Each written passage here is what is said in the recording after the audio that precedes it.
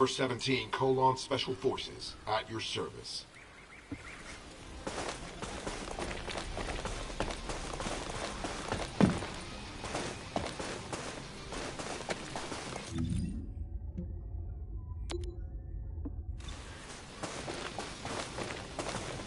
This operation must succeed. All right, we've had... First thing... We have to overextend ourselves a little. We have no choice. Based on the intel from the guide, it's clear Jeremy has some kind of plan in mind. Apparently Jeremy's voice was captured through the Ironheart pulse. However, briefly that was detected. This is what was recorded. I knew it, I was right. The Vulgus here have all been enhanced through superior DNA. The quality of this Kuiper's perfect, though it would have been good to secure both DNA and Kuiper in advance. Oh yeah. You heard him, right? DNA, Kuiper... I have no idea what he's talking about, but I know this operation needs to resume quickly. The area where the guide picked up Jeremy's voice is a way off. We've got a long road ahead of us. This operation, we're all slowly sinking into this swamp. Not happy about it. Be prepared for unexpected combat situations. Leave the mission in your capable hands.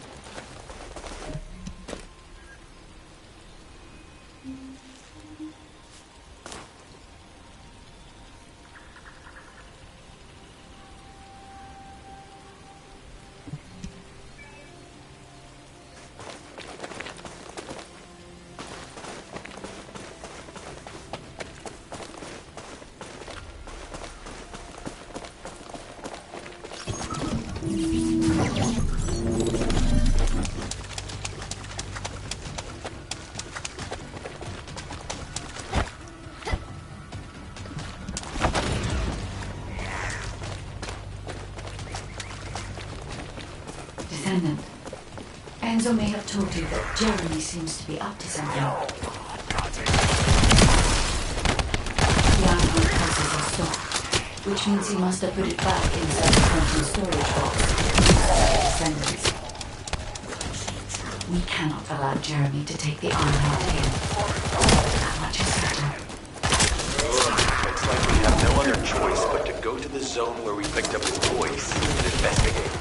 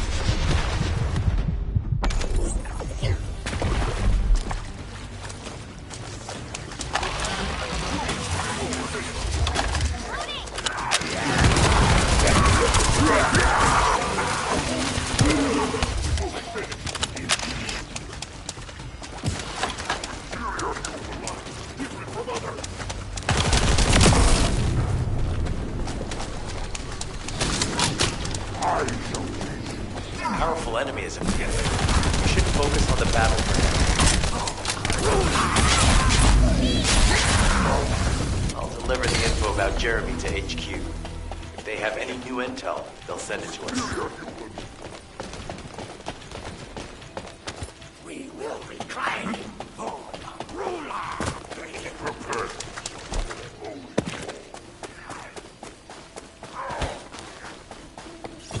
Jeremy said that the Vulgus in this area have been enhanced with high-quality DNA. To analyze the differences between them and regular Vulgus, we'll need to secure genetic samples for comparison. I really hope this has nothing to do with that old Colossus corpse. Go and collect Vulgus samples and place them in the supply box.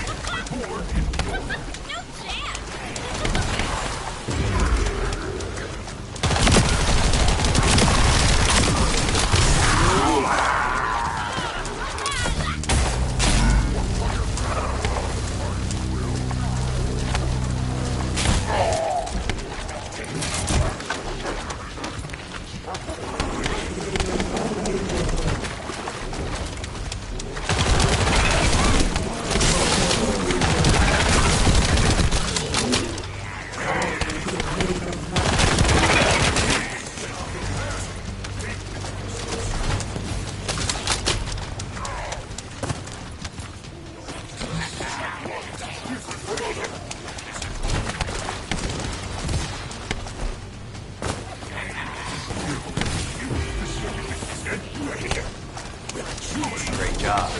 I'll send the Vulgus DNA to be analyzed in Alpha. We admit the outpost for a moment. There's a lot to discuss concerning the Vulgus and Kuiper. Now, I know the pursuit is urgent. There's just a few things I'd like to highlight.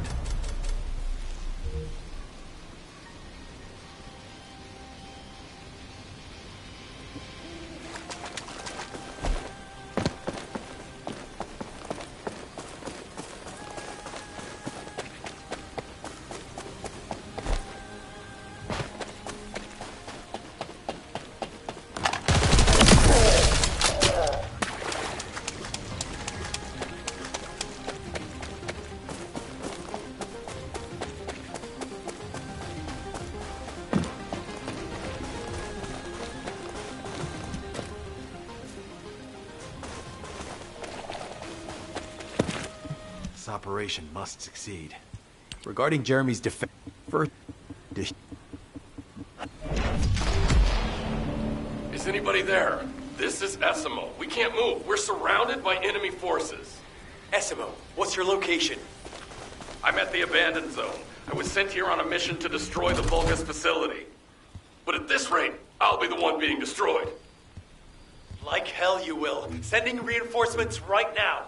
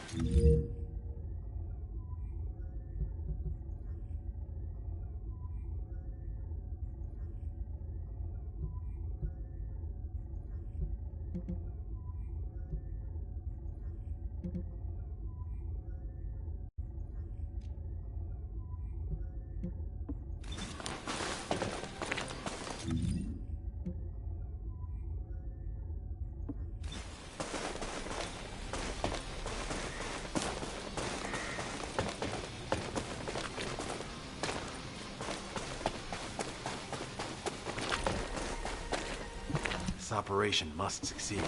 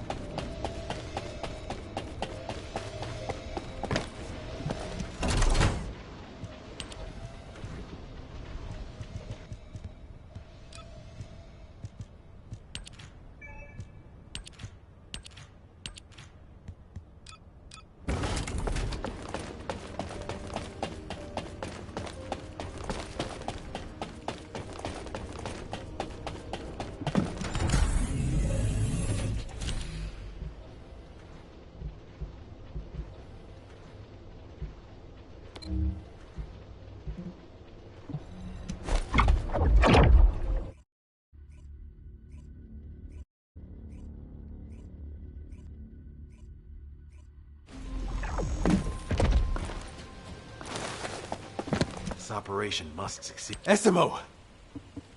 I am definitely detecting a very minute presence of RK in this zone. I appear to be unable to transfer my consciousness into it. This narrows it down to two possibilities.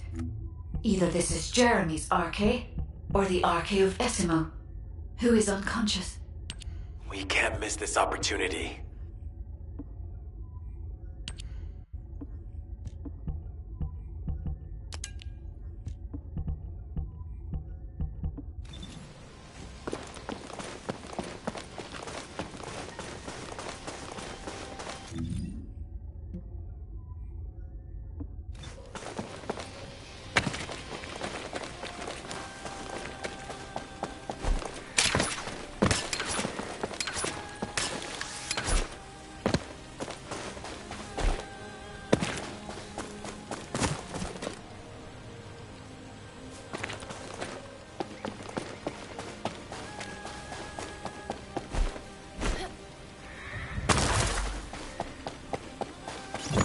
Descendant, this is number 17. SMO may be being held inside this facility. I'm going in. I won't be long. Hold the attention of the Order's forces.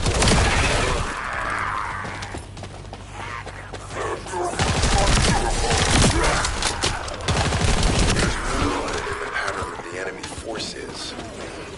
They may be waiting for reinforcements.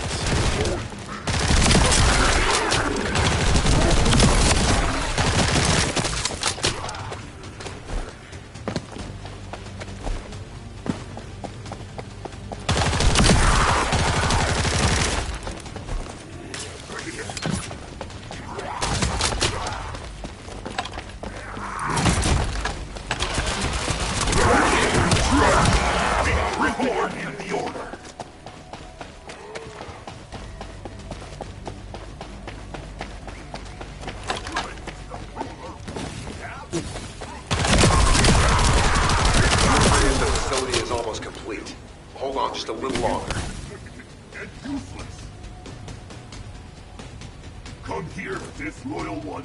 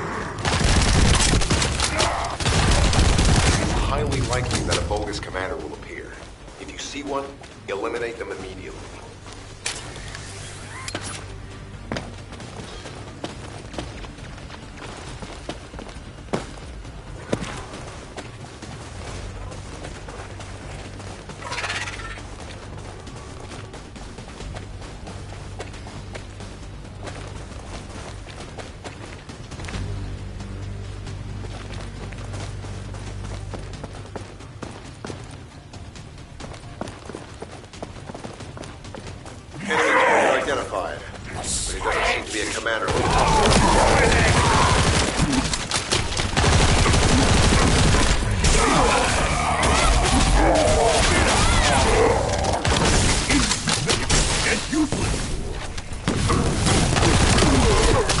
Inner facility survey complete. No signs of SMO or any contact. I'll need to search a different zone. If we follow SMO's traces, we should be able to find Jeremy as well. It's not that far. The RK is fading. We must move quickly.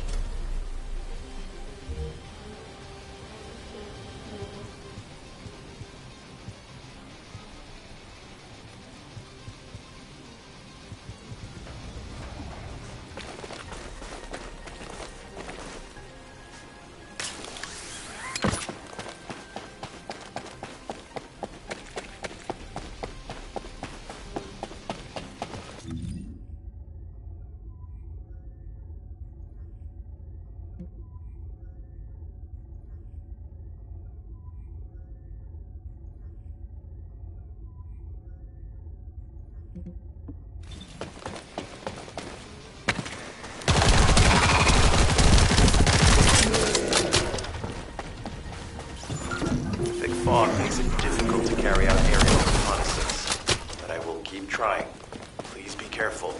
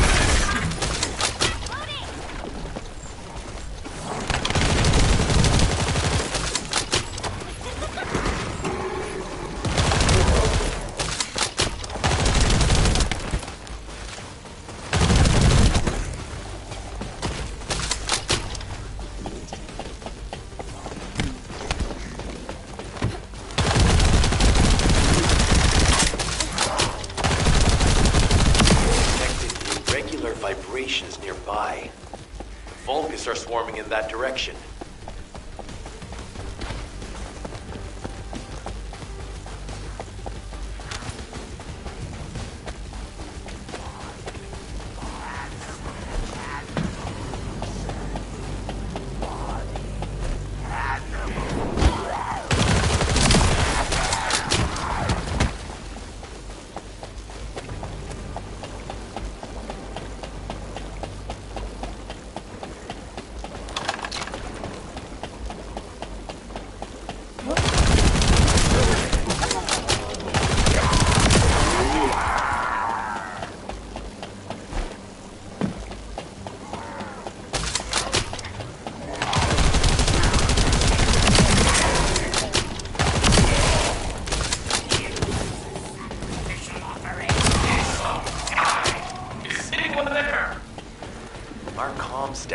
suggests that the enemy has a wavelength jammer. If we destroy it, we'll be able to find SMO.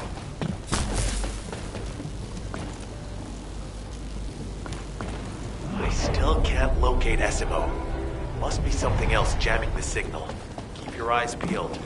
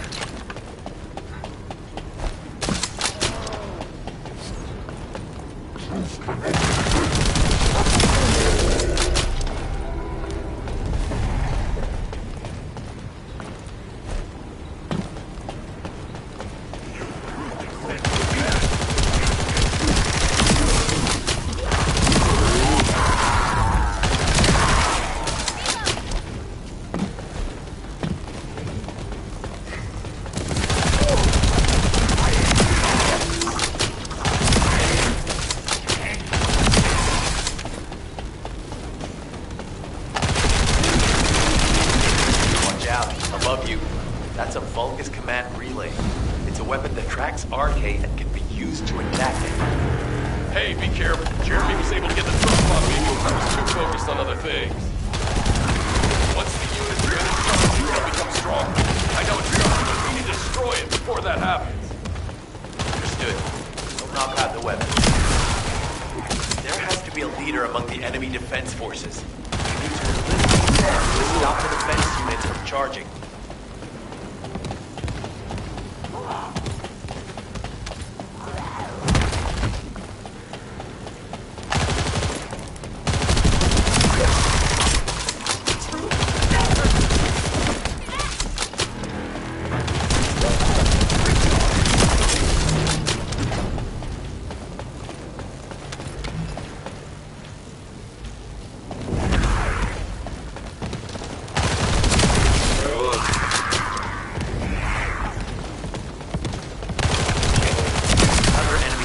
Inbound. As Esco mentioned, if they finish charging, we're all done for.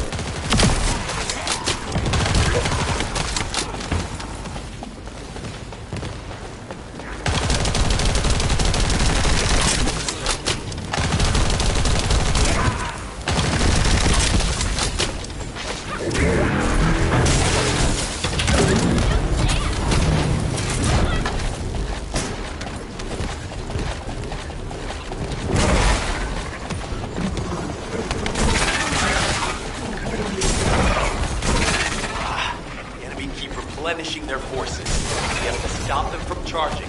Target the leader.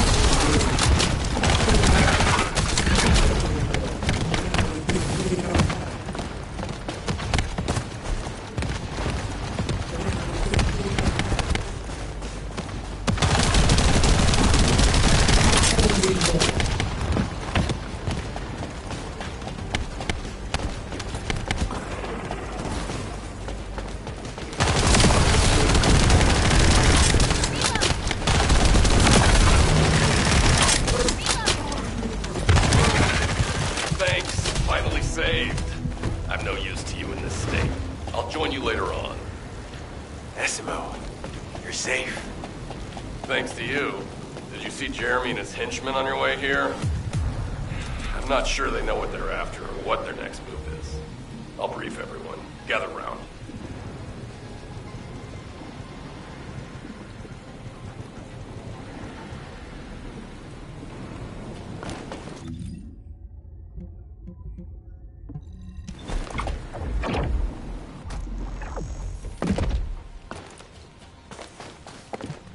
of course. Oh yeah.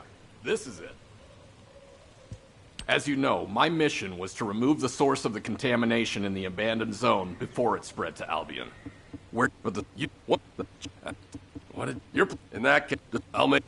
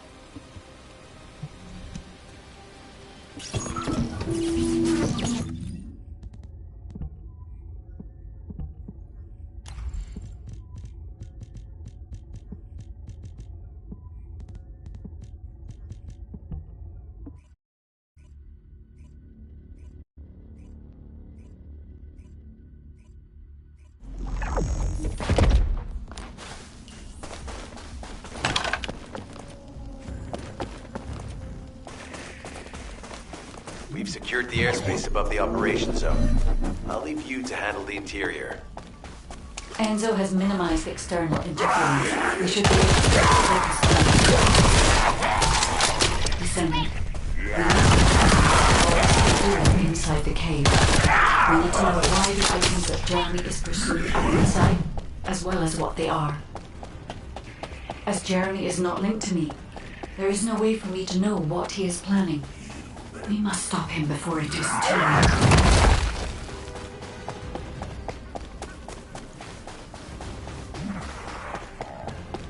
Esima warned us that the Vulgus here are stronger. Please be careful.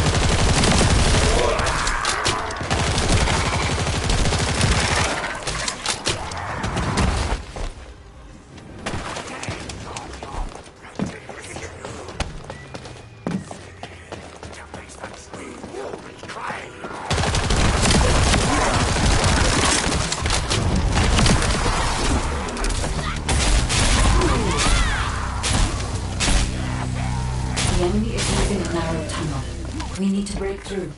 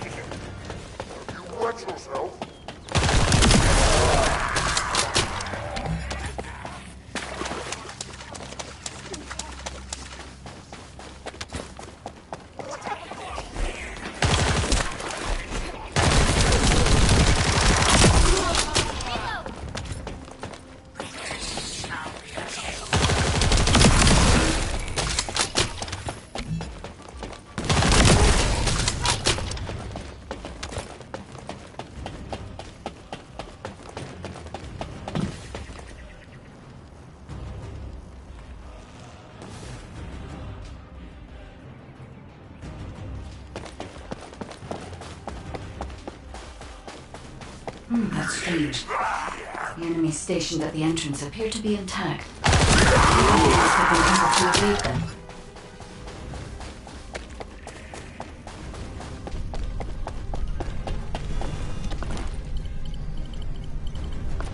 This must be the high-density Kuiper that Jeremy mentioned. By human standards, this is contaminated waste. It is also identical to the substance mentioned in Alzarok's autopsy report. What? So what you're saying is Jeremy took it? There are no access records on this terminal for anyone aside from us. That is all I can discern for now. We must explore deeper.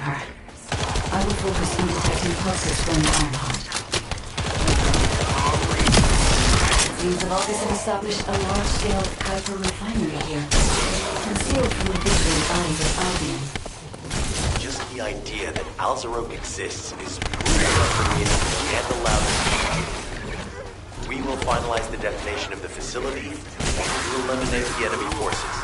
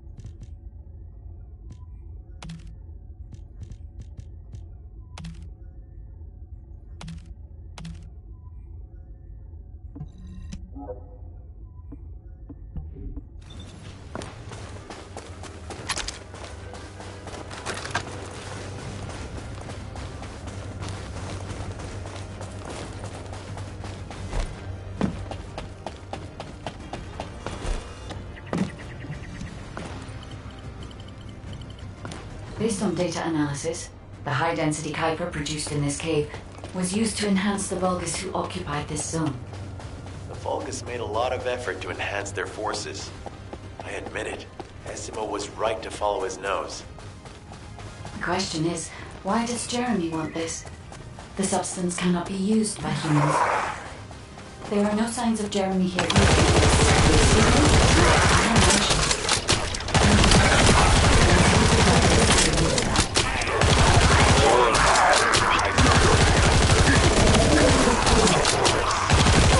Check the total amount of Kuiper within.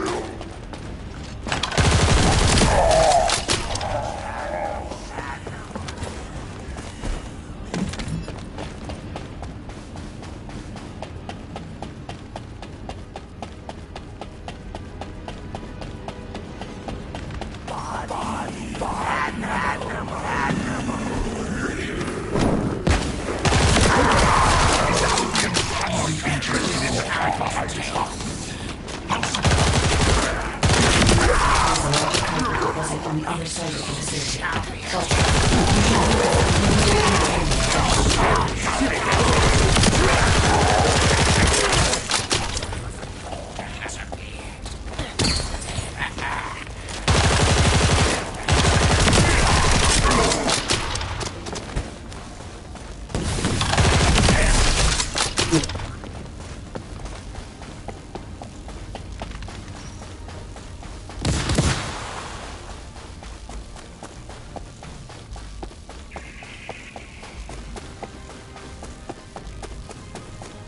scale and density of the Kuiper on the other side of the facility is enough to create outdoor evil Vulgus for centuries. It probably contains a high level of contamination.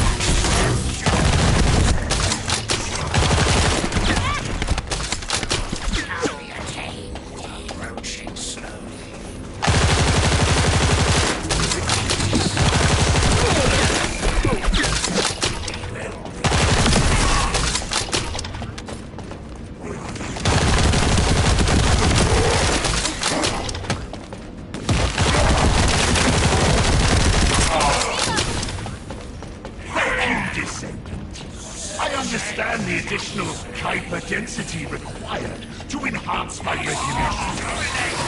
Now, time for your reward.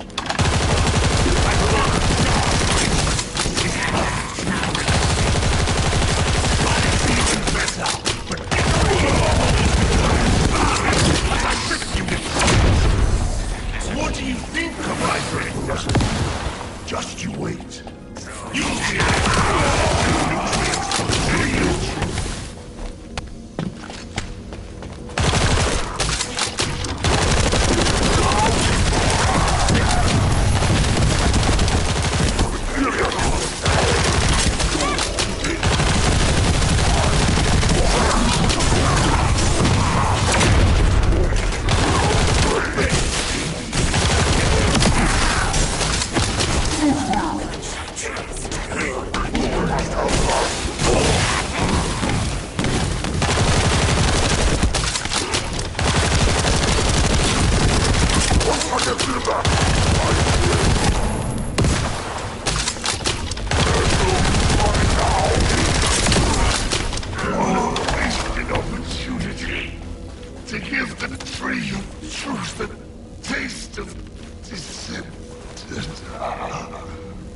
It appears that there is another more important zone to the Vulgus than this one.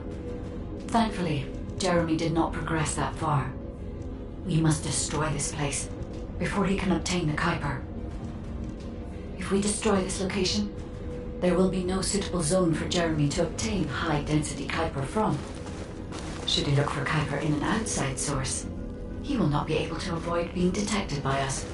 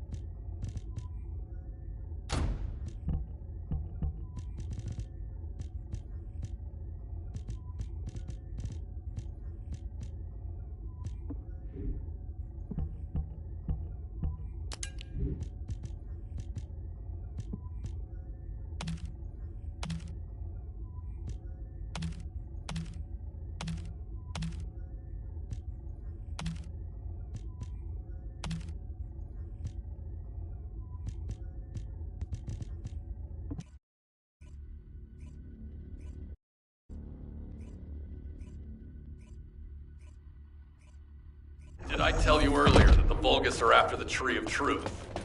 There's only one tree in this swamp that deserves that kind of title. I can take you there. After I demolish this facility, that is. SMO and I will handle this. Can you report back to Alpha in person? This intel is sensitive and we don't want to risk Jeremy listening in on any comms. I'll send you the rendezvous point shortly. SMO, wait up. The success of this operation will lead... Jeremy has got hold of... There's... Demolition of the seed storage has been completed. Rendezvous point sent. No matter which way you look at it, it definitely is the Tree of Truth. Huh.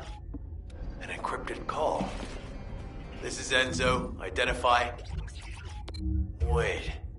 Is this Jeremy?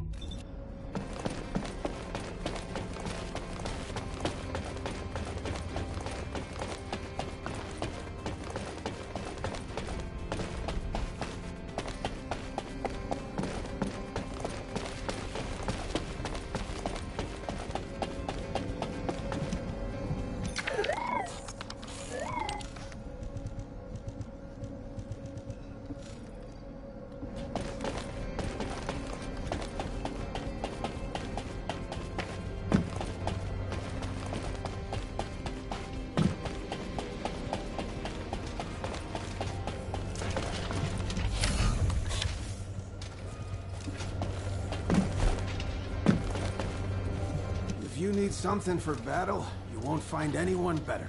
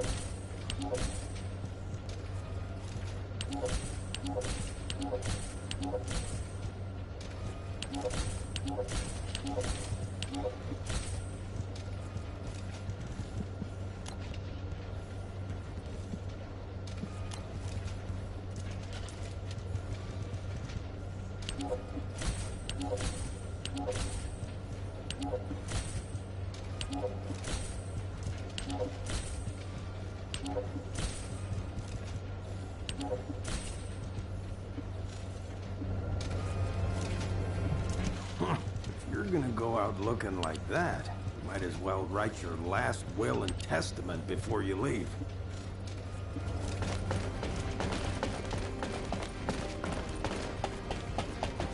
Welcome, Descendant.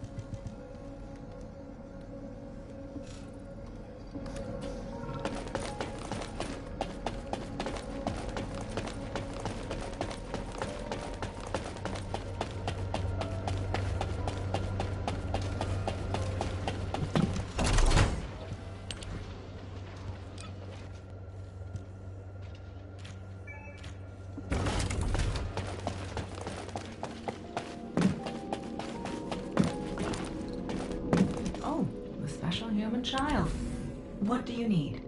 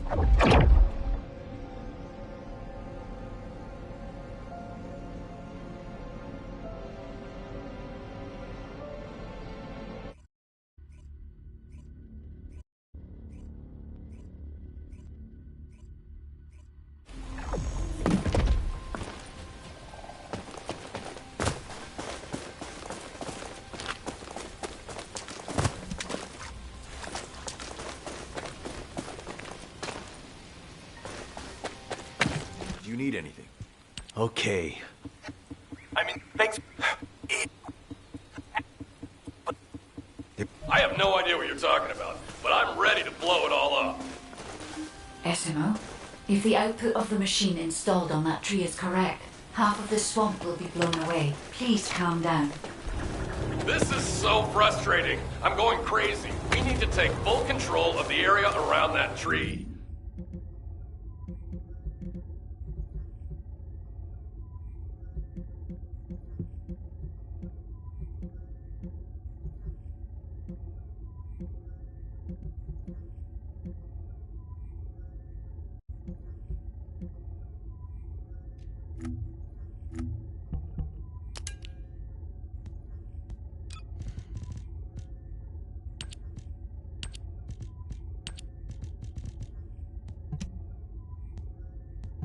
Staff reporting to HQ. The plants within the Vulgus classified area have been running non-stop the past few days. We've captured occasional instances of a suspicious form of energy being released, but it is impossible to accurately determine the source of this energy. Due to the powerful waves being emitted, we risk detection by the enemy should we approach, requesting support so that we may determine the energy source. For now, I have sent a draft report on the detected energy to Albion. We are unfamiliar with this form of energy, and our on-site units are unable to decipher what it is. We are narrowing our recon scope on the possibility that this energy source is connected to the object our allied troops are looking for. One thing we know for certain is that the plants within this zone produce Vulgus military supplies. These plants have been operating at unprecedented levels.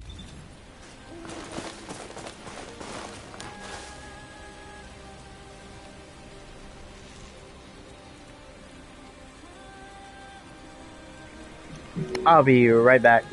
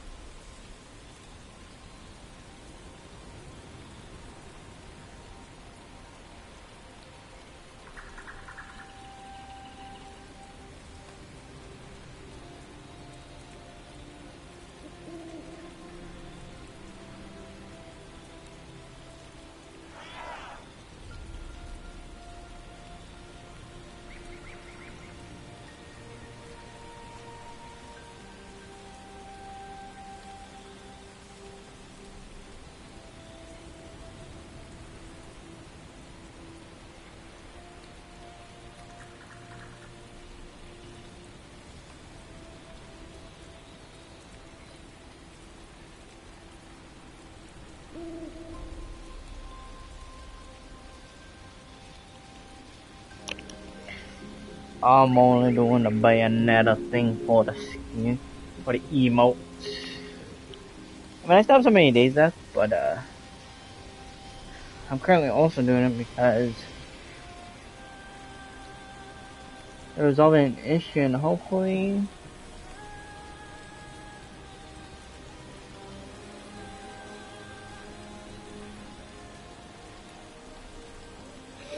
speaking of which, let me check that.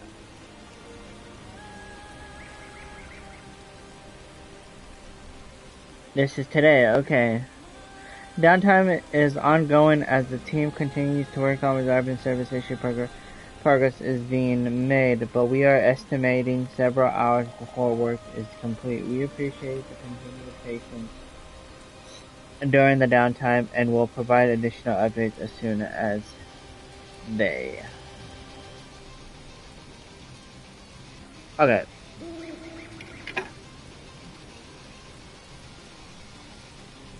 And again, this is why I like Ronin Liberty, because they deadass keep the players updated and what's going on.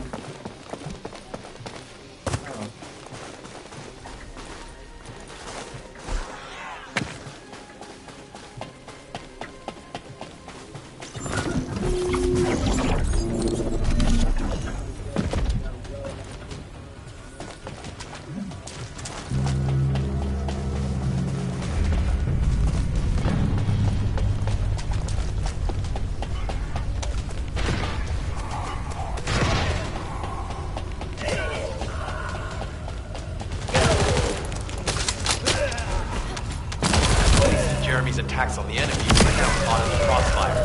The sensor must be protected at all costs.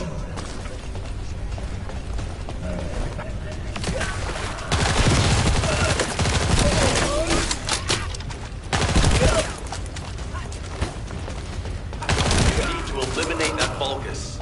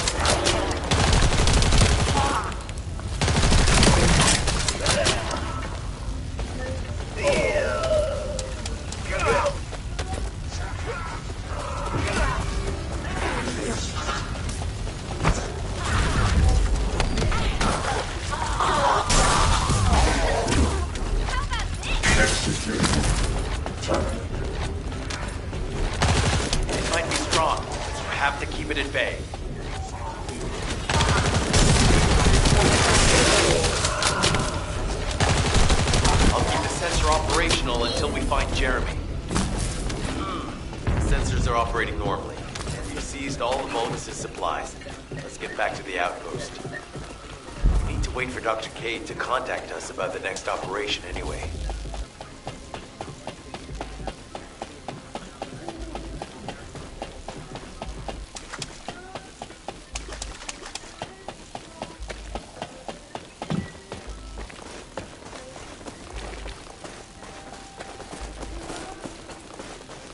What is it?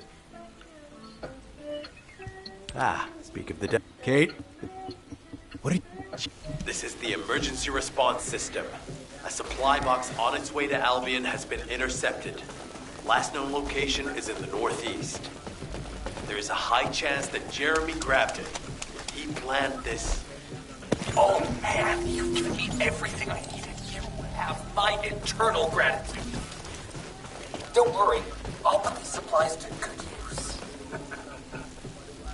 All forces, I'm sending the last known coordinates of the supply box. Move out. Jeremy trying to make a pet Vulgus? That's disturbing. I have a different theory.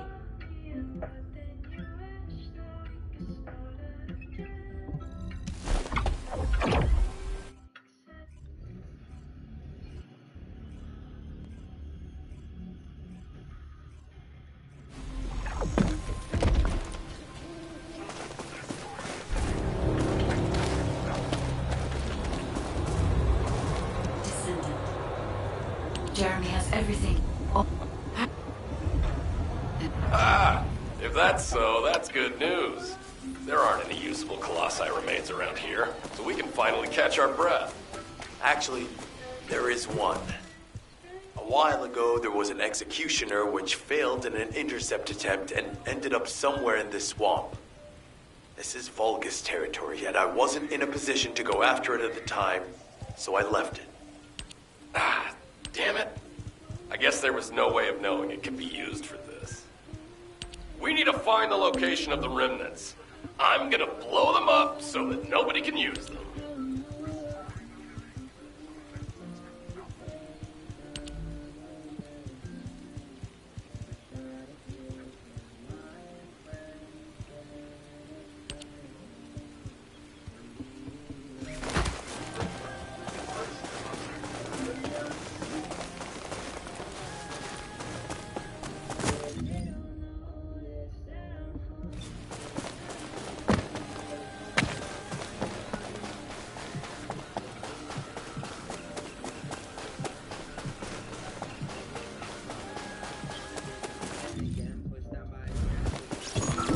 Number 17, suspending stealth search and converting to support mission.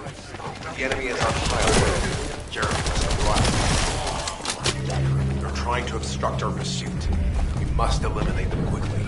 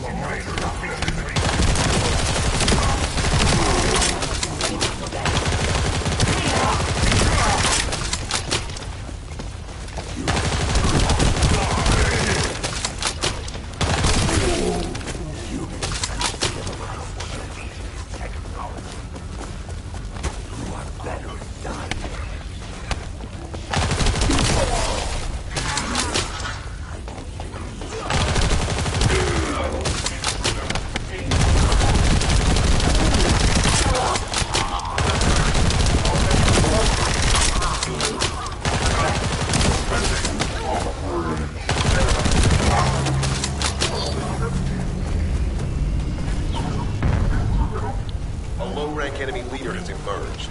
Taking them out will force the enemy to retreat. Operation complete. Colon squads will spread out and continue their search for Jeremy.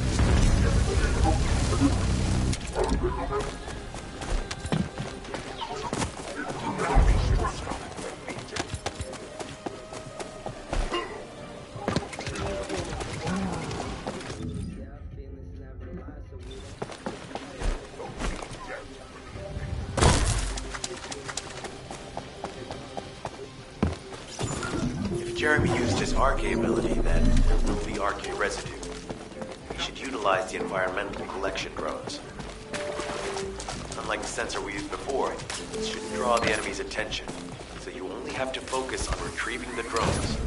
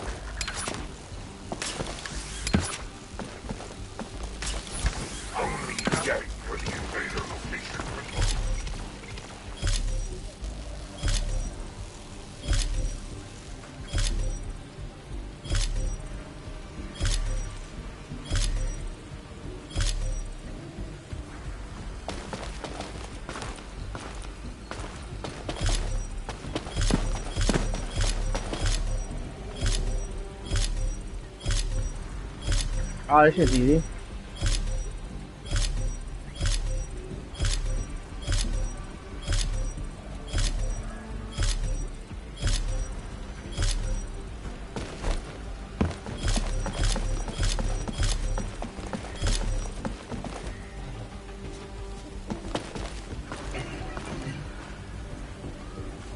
You gotta stand on this and that's that.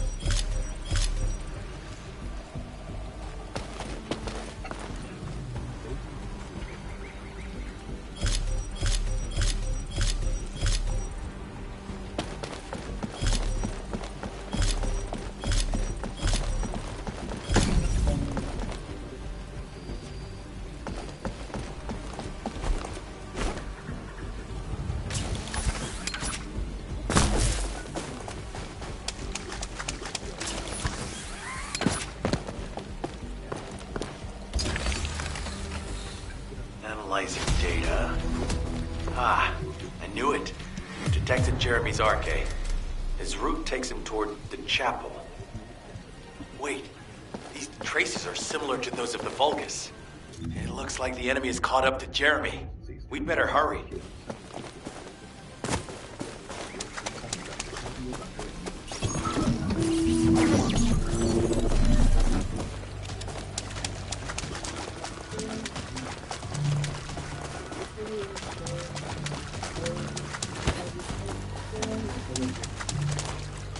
Descendant, I have temporarily transferred the Void radar code to this drone. Connect me to the drone so that I can track the exact location of the remnants of the Executioner.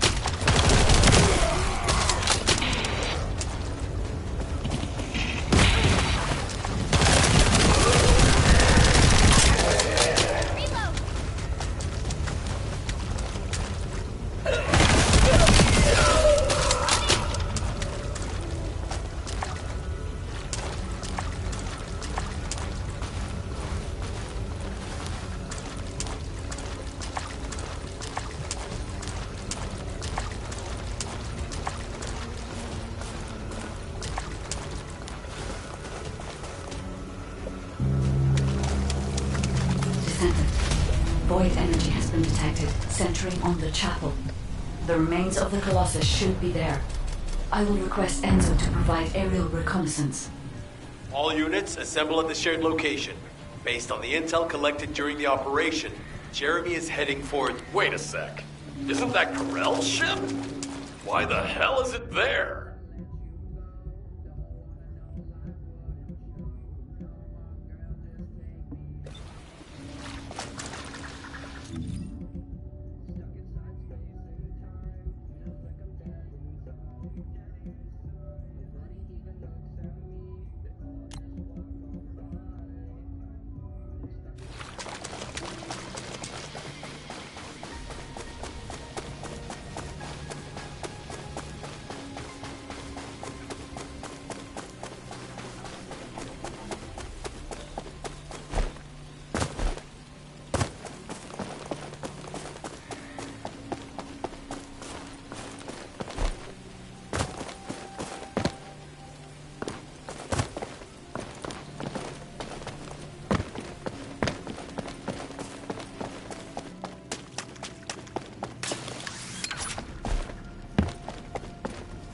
This operation must succeed. Jeremy, if you can hear... It's...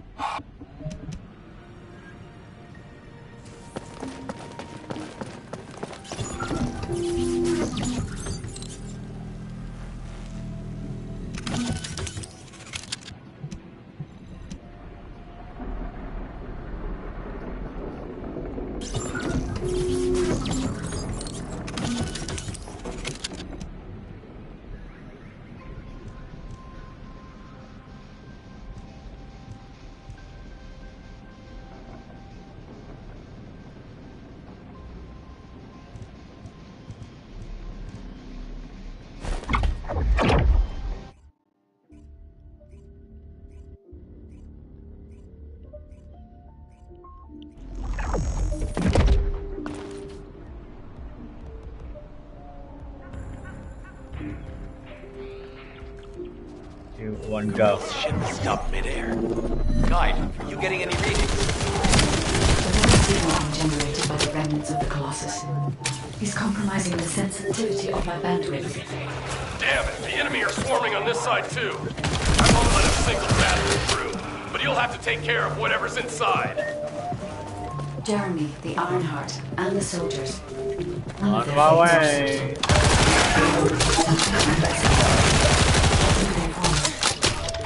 Now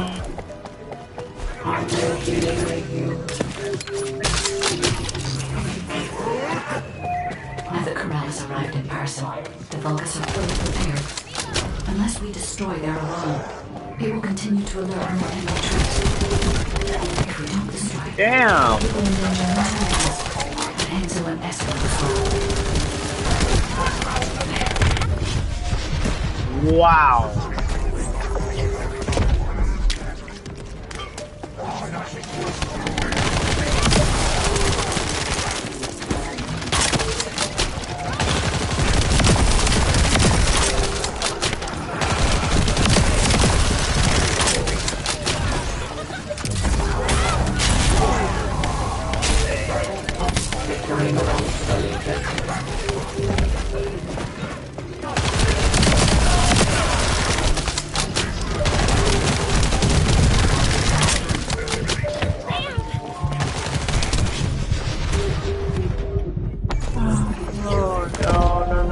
No.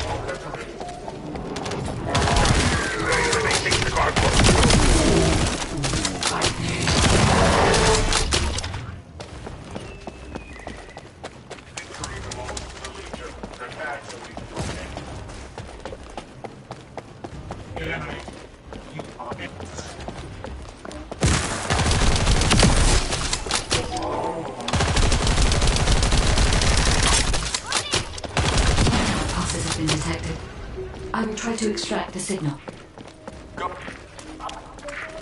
I have 6 left.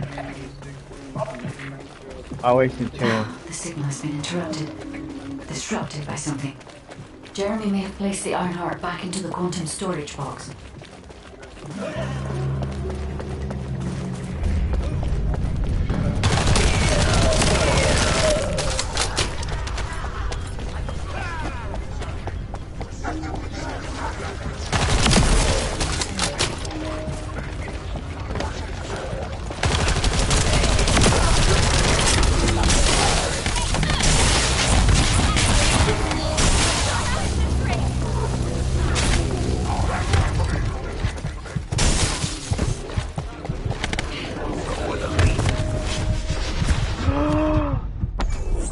That's 3.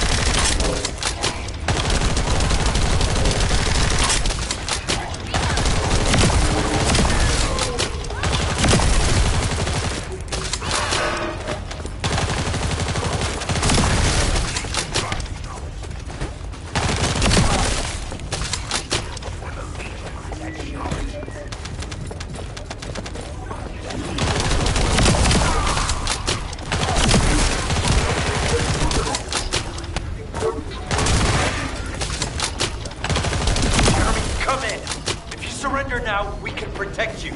I repeat, surrender now.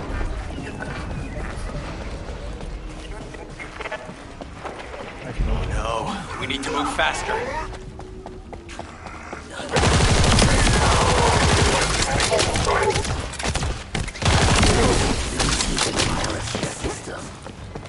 Invader location protected.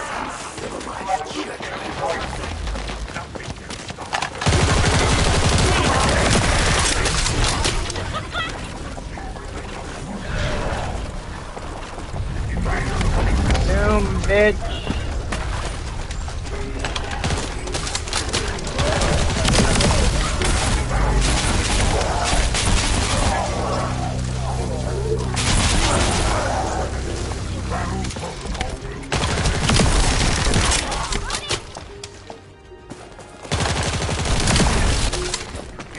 Rel's ship is leaving. Guy, what happened to the Ironheart?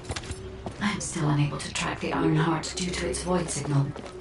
I cannot detect its pulses. There are bodies ahead. It's the soldiers. Focus ambush. Focus, descendant.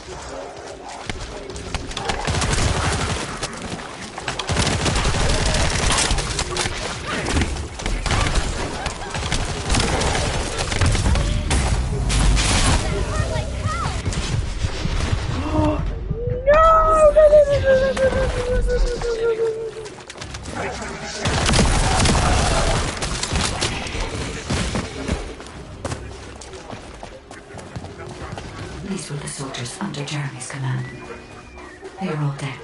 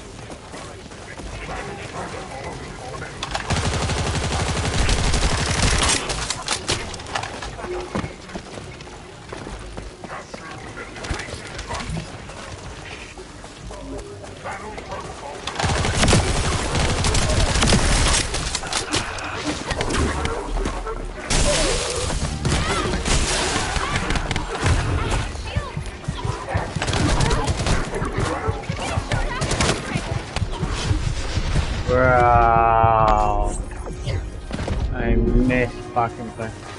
I have to laugh.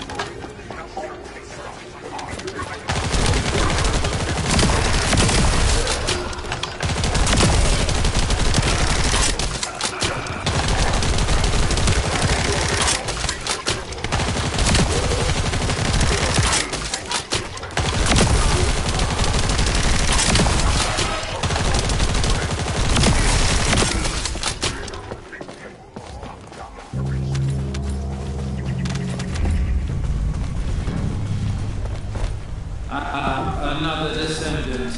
You are mine.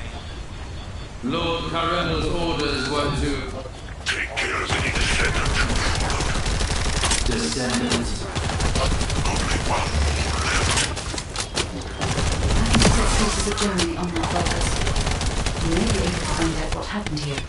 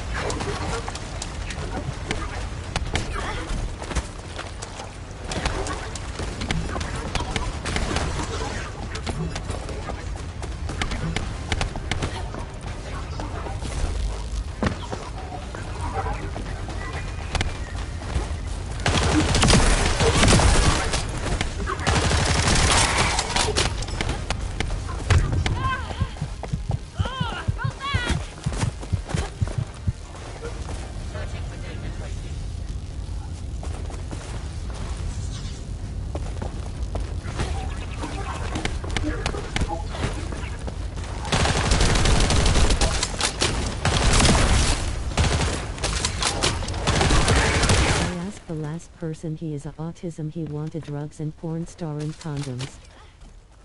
Huh? Bro, my music.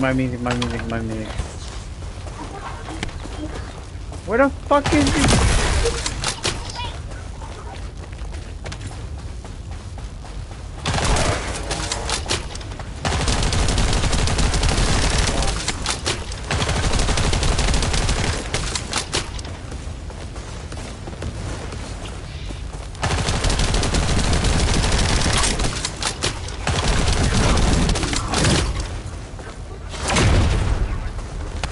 Star girl.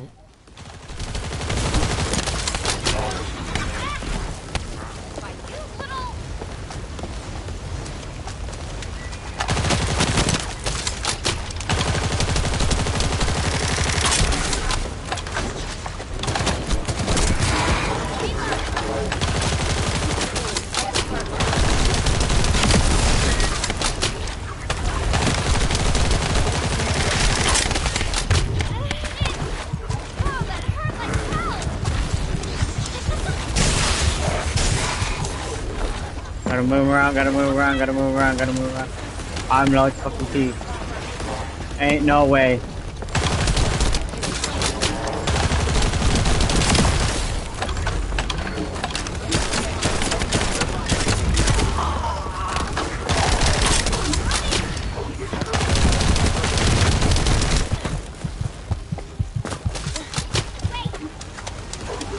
Bro, inició tu already. No.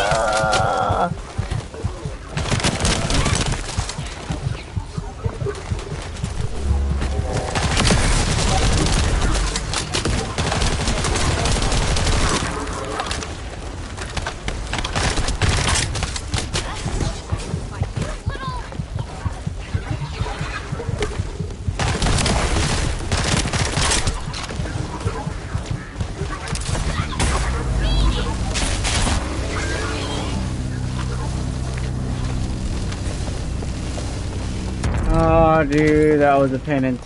That was a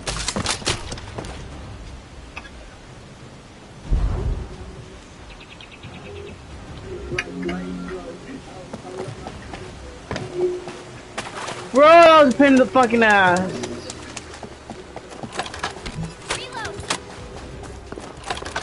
Can I replenish?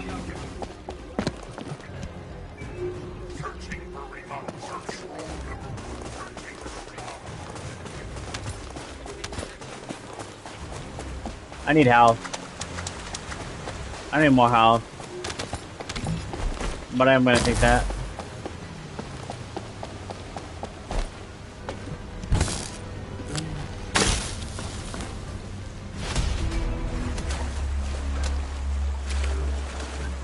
They wouldn't chase us this far, right? Focus. Focus. Thermals? Oh, that monster has thermals. Crazy. What? Are you scared right now? Traitor. This is nothing.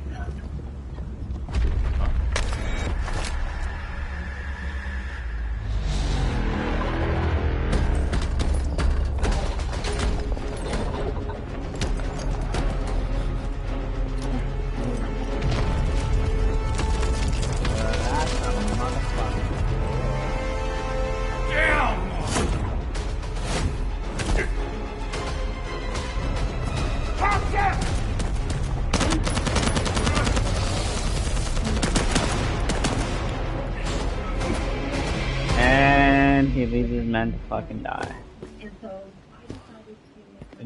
Just for that. What a fucking traitor. Kill him.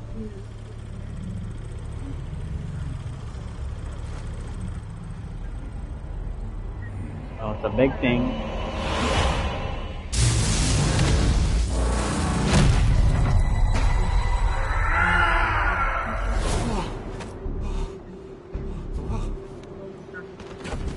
You alive, Jeremy. You alive.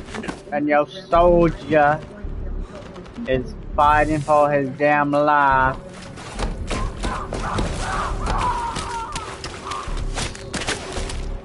Dead.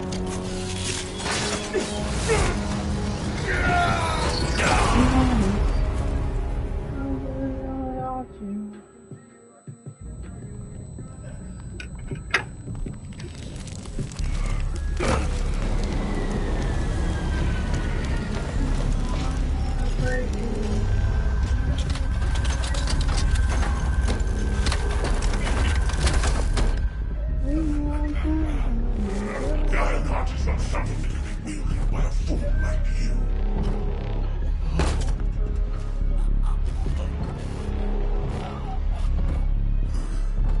Worthless scum.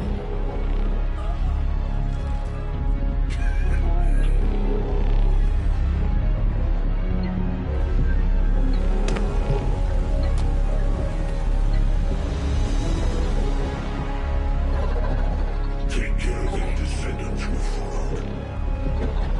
Only one more left.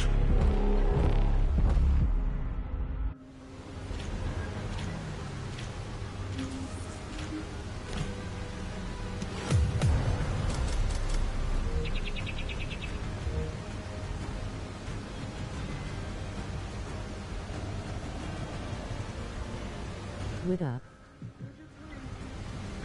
What up, Hector? How's the work life? Hector, how's the work life? Walk into work right now. Oh shit. That's right, that's right.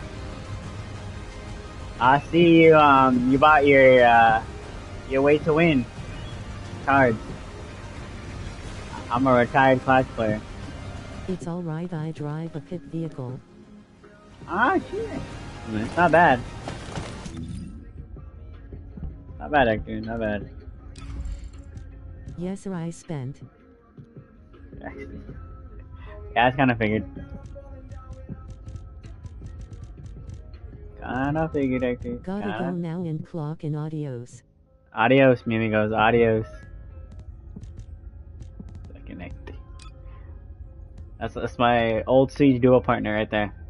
Old Siege duo partner. Play me later so I can beat your no-skill deck. Damn Mega Knight user. Dude. See, I work... you know what? I've retired from Siege. I only do customs now. I mean, no. I retired on Clash. I only do customs. Here and there. And your shit Sparky. Aw, you just mad that you... In Arena 20 now. Nice. I stopped playing, I'm gonna be honest. I'm retired.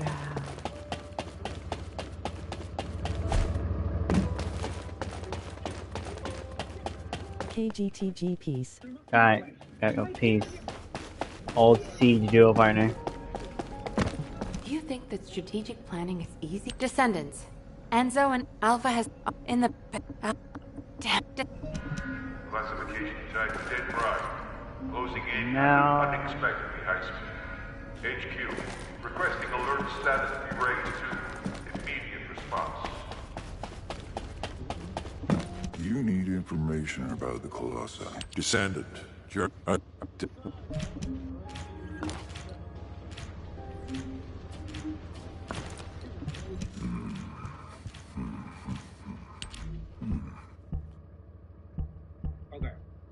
I think for the last time, what happens to the oil and an oil lamp when you burn that? What happens to the...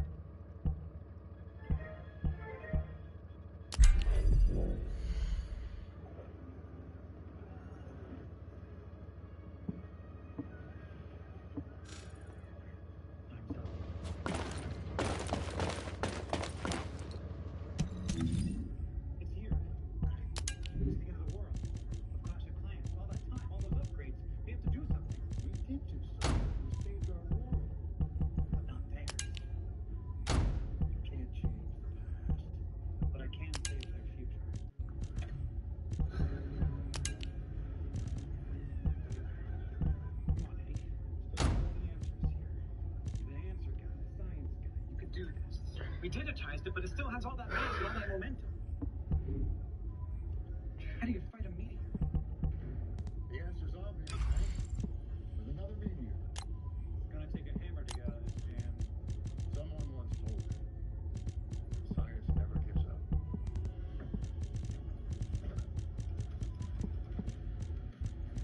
The meteorite hammer.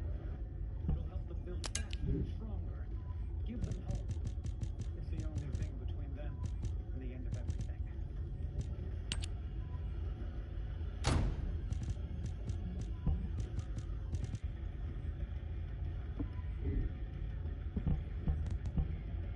Let's see, what can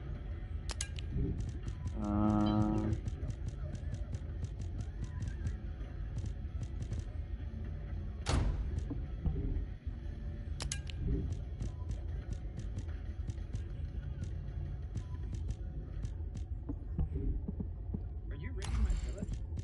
Should really upgrade your walls, Hank. Thought we were friends.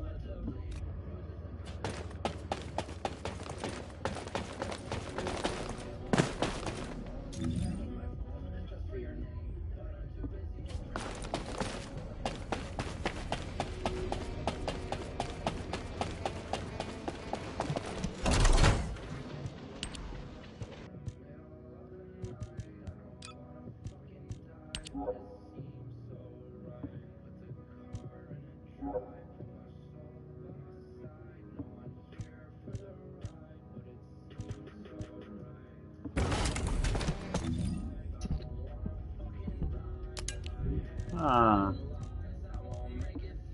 Alright.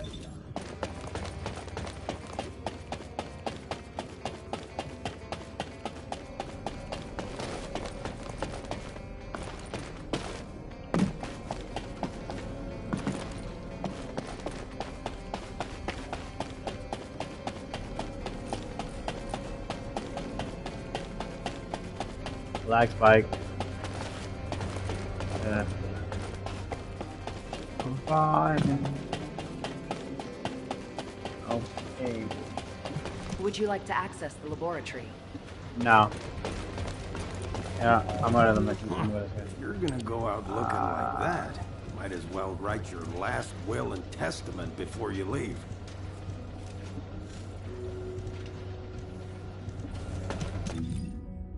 Actually, you know what? Fuck it, we're gonna do it this way.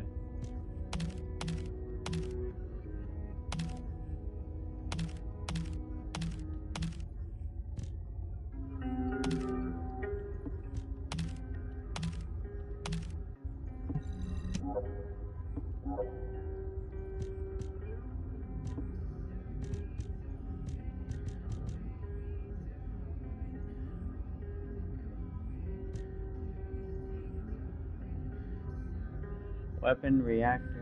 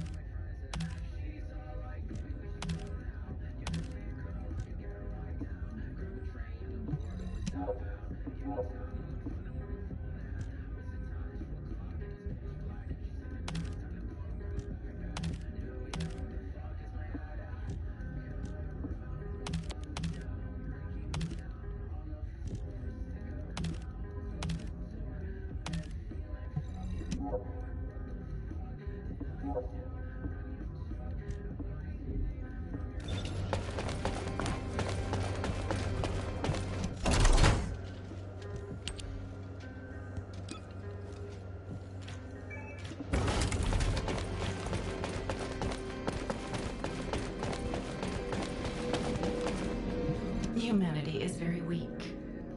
That's why humans need us so desperately.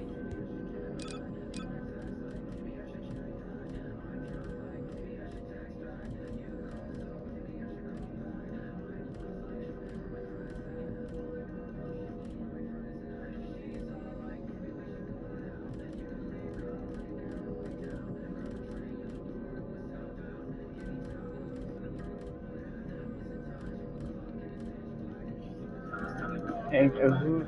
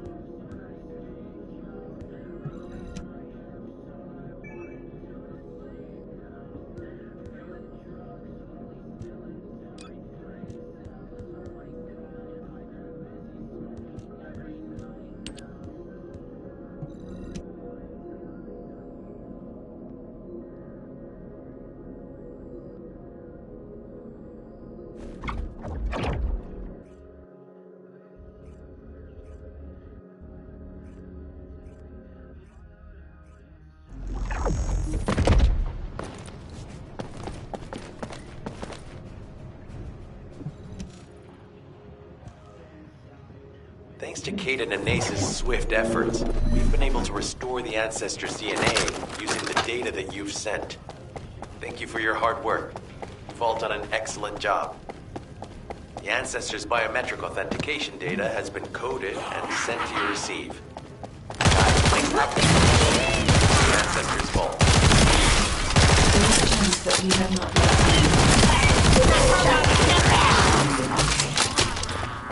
and we haven't confirmed whether the experiment succeeded or not. But the incident in the sterile lab has affected my simulations. Both technology is advancing faster than I expected. Almost unnaturally so.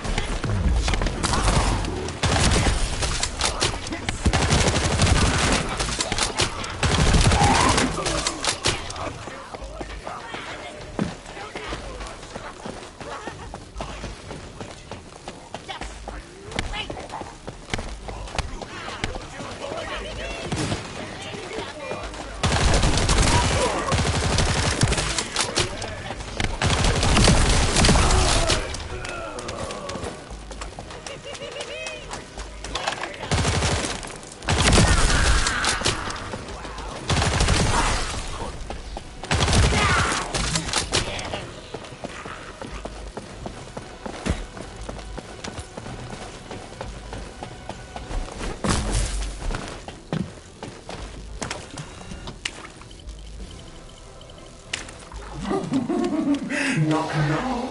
Who's there? It's Pseudo. Descendant, I presume? You can't just answer the beat, can you? My channel switched. Enzo, there's something wrong with the Aceve channel. Enzo, respond. It's on channel. I forced you to connect to my personal channel.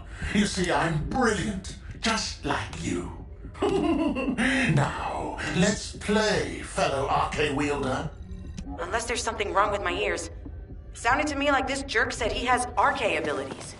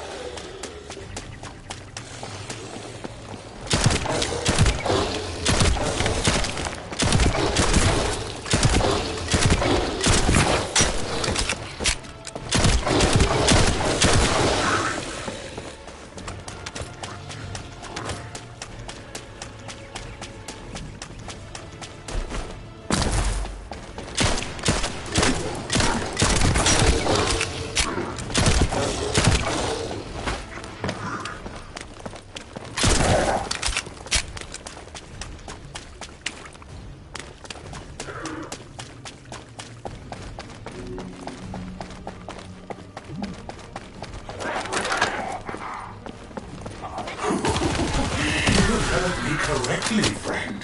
You're curious about my RK, aren't you? Let me feed me. I injected myself with the RK I stole from you.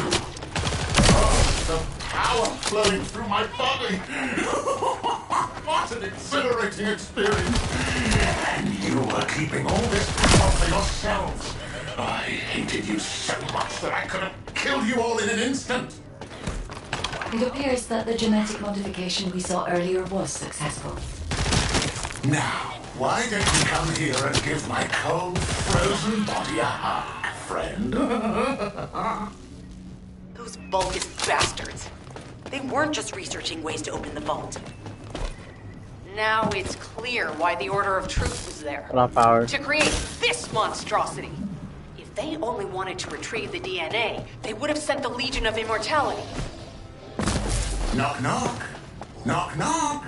Hey! How hard did you hit this? What a brainless brute. You really want to fight me?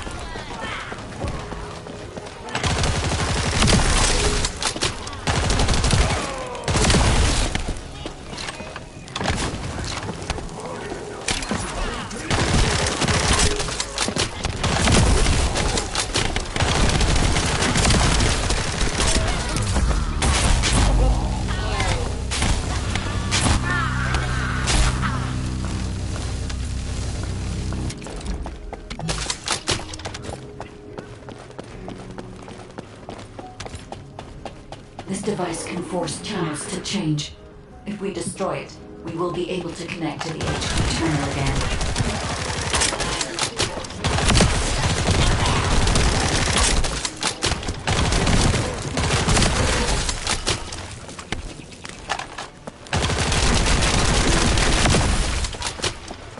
Reconnection confirmed. The Asif channel is back online. Guide, please modify this code so that the channel cannot be disconnected again. I have established a defensive security code. Communications will not be affected in the future.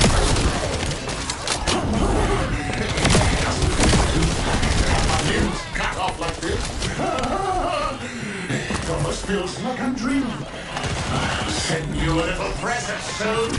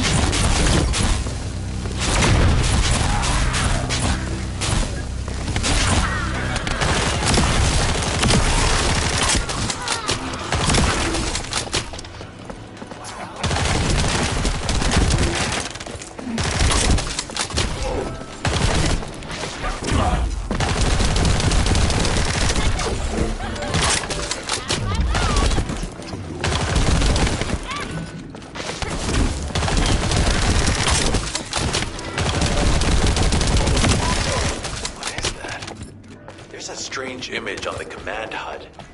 Is that Jaber? Vulgus don't usually dream. Oh, but thanks to the Arche serum, I dream my every moment. You can call me Jaber. The serum that was injected into the Vulgus was from Jaber.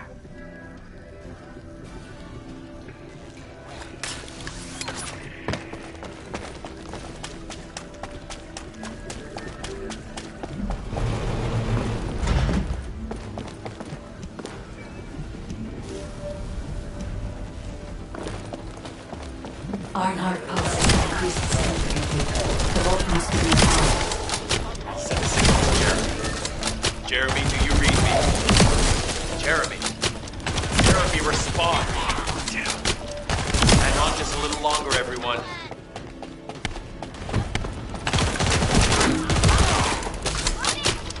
Boy.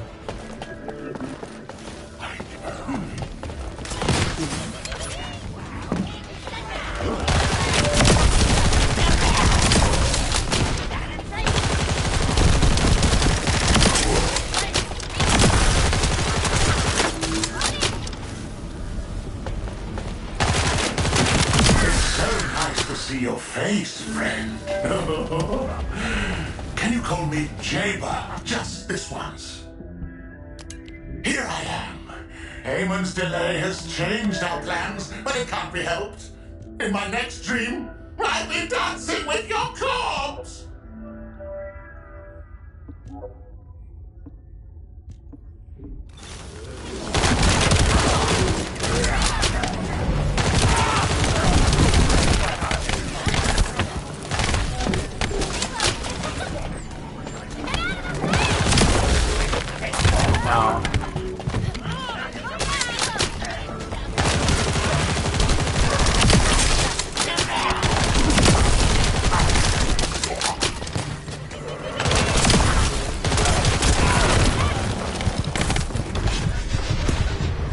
Died.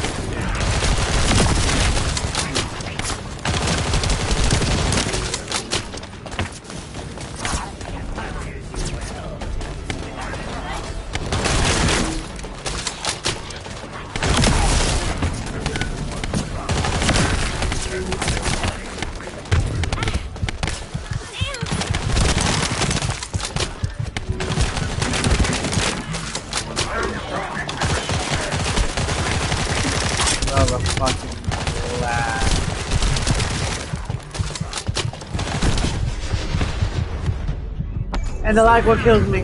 The lag.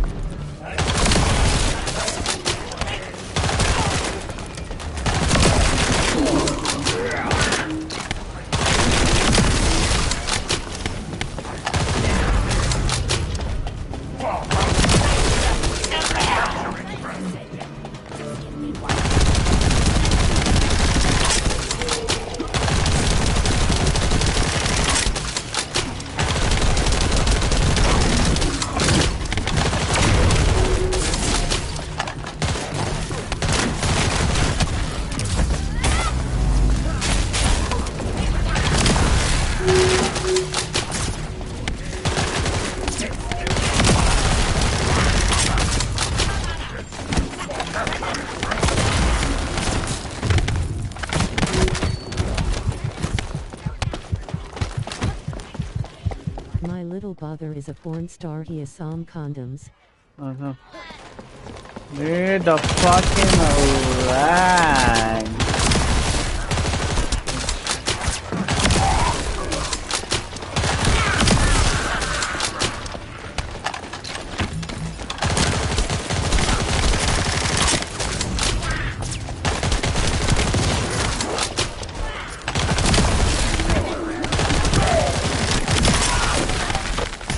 The light doesn't kill me. The light doesn't kill me.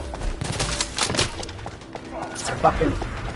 Dude, my shields are gone. I have no fucking shields.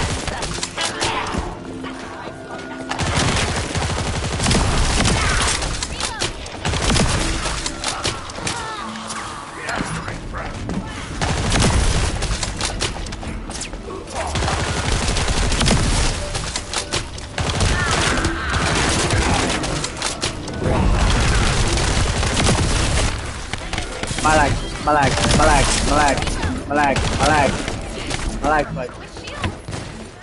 Come on, baby. Come on, baby.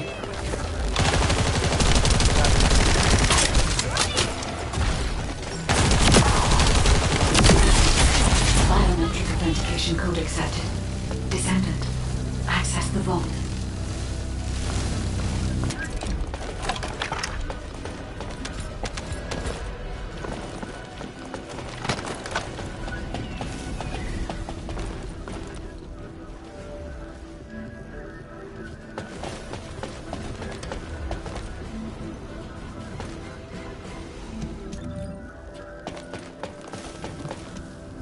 I died twice.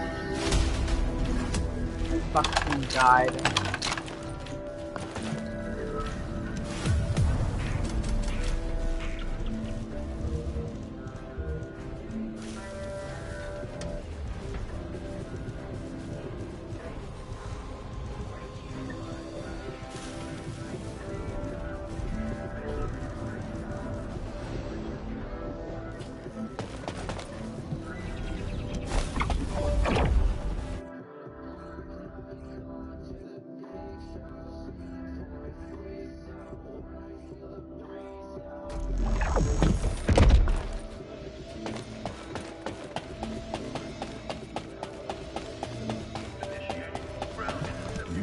Information about the Colossi.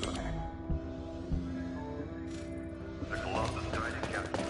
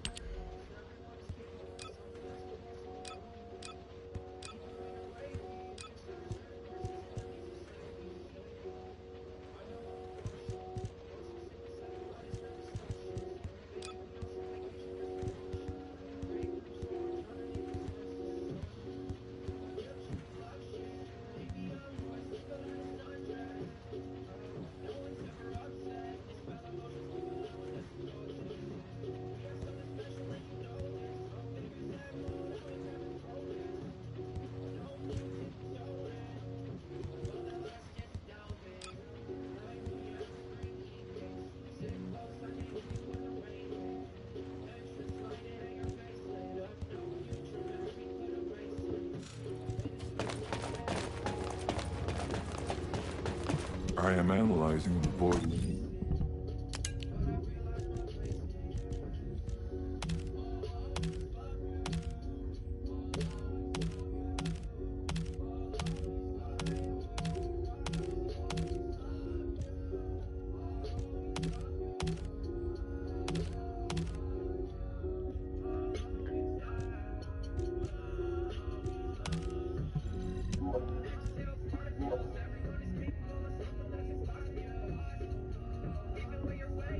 Nice. Dismantle 50 weapons. Easy.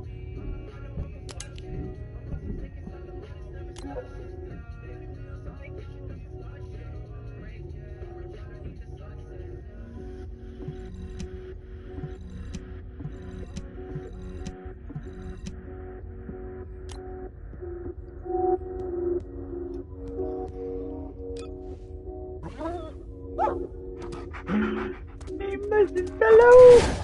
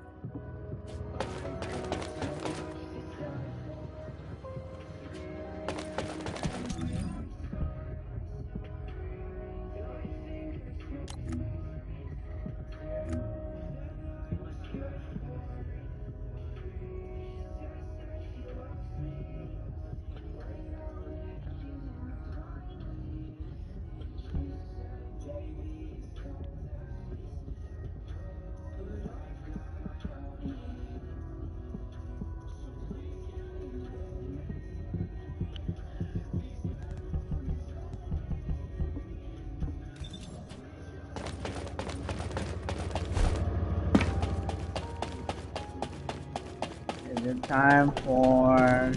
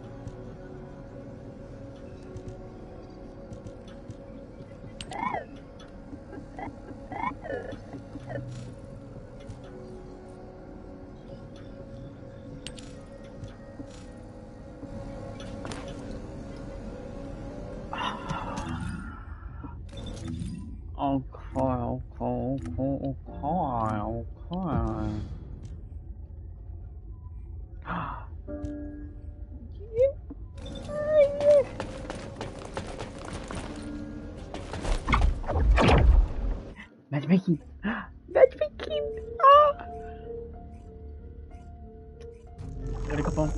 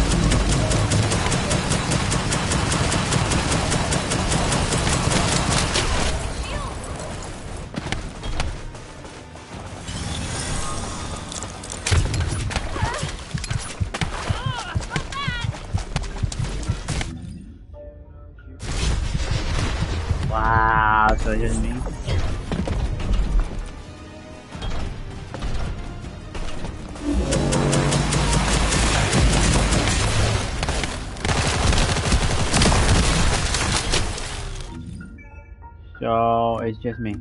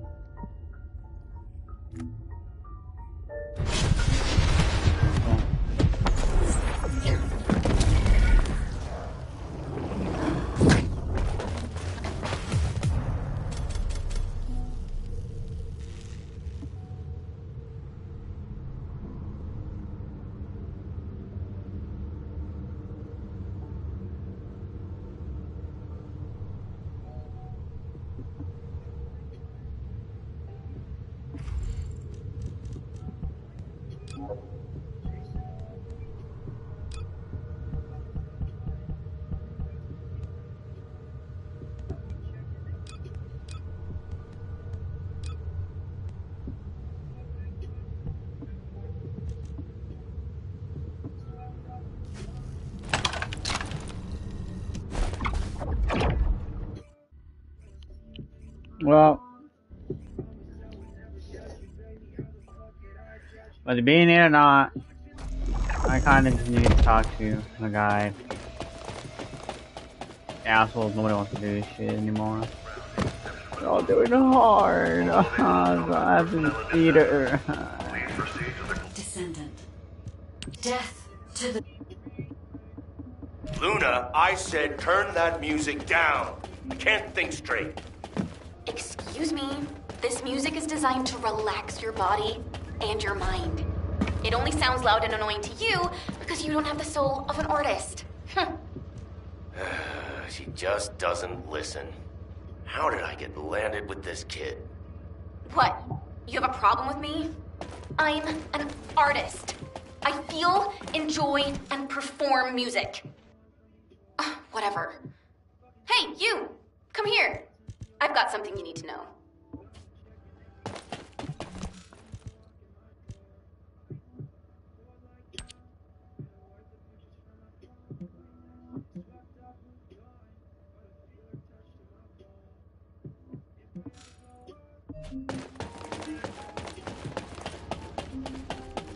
Luna! Where is she? Oh, she's in here. What's up, girl? I have so... But... Why are you so amazed by what this mad woman is saying? Don't just stand there. Get moving. Who are you calling a mad woman? And you! Don't nod your head in agreement like that. I'm sure that Kyle both.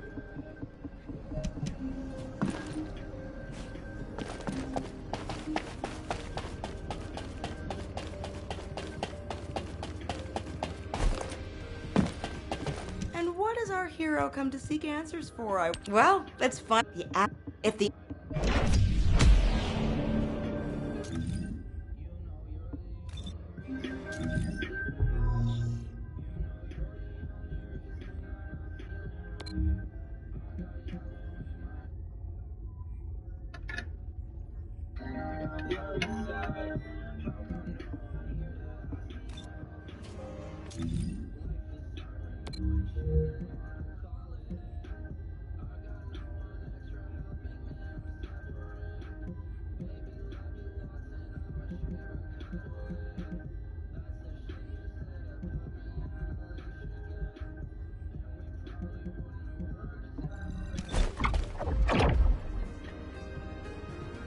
Okay, we're gonna go with those.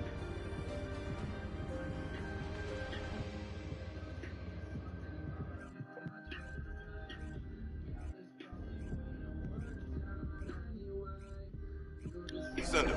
It's been a while. This way, please. Ah, welcome. I heard that this is the last... For Luna to be able to concentrate, you must pacify this wasteland. Kai, there's a lot of reverb coming from you. Quiet. Oh, I see. Shh.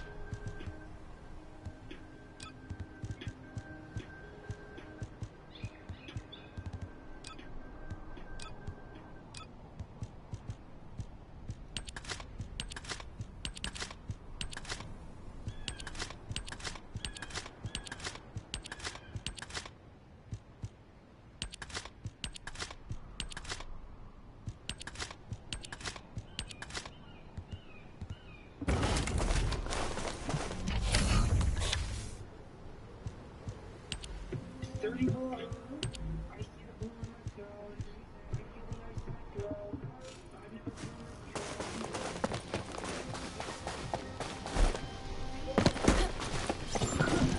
here! I memorized the sound of your footsteps. It's time to bust some Vulgus heads and smash some Kuiper. If you destroy the Kuiper that's been mined by the Vulgus, it puts out a unique sound. I'm gonna use that to find enemy comms equipment that's made of the same material.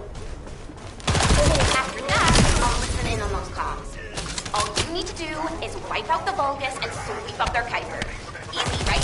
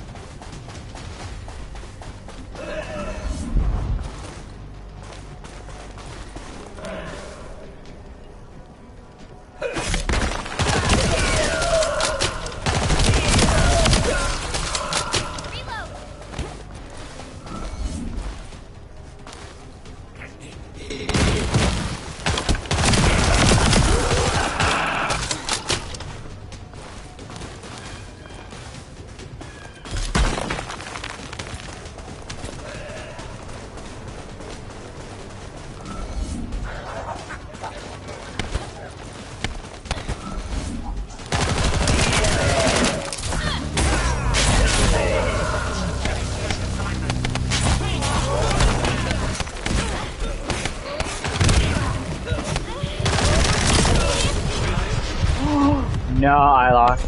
I lost.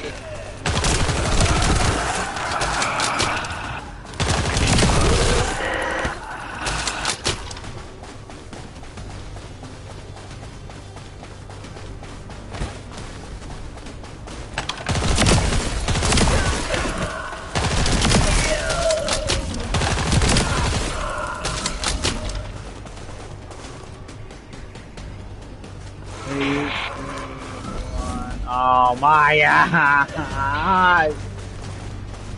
5, 4, 3,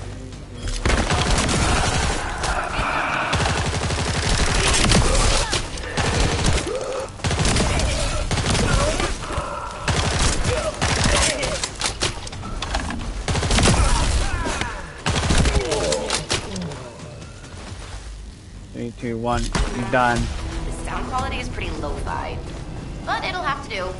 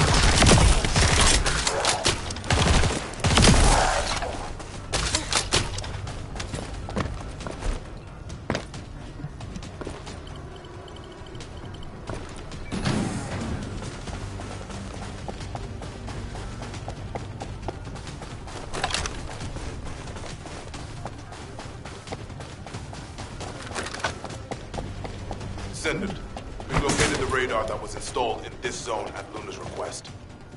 The radar must be defended. It was installed specially to help us with the Red Sphere.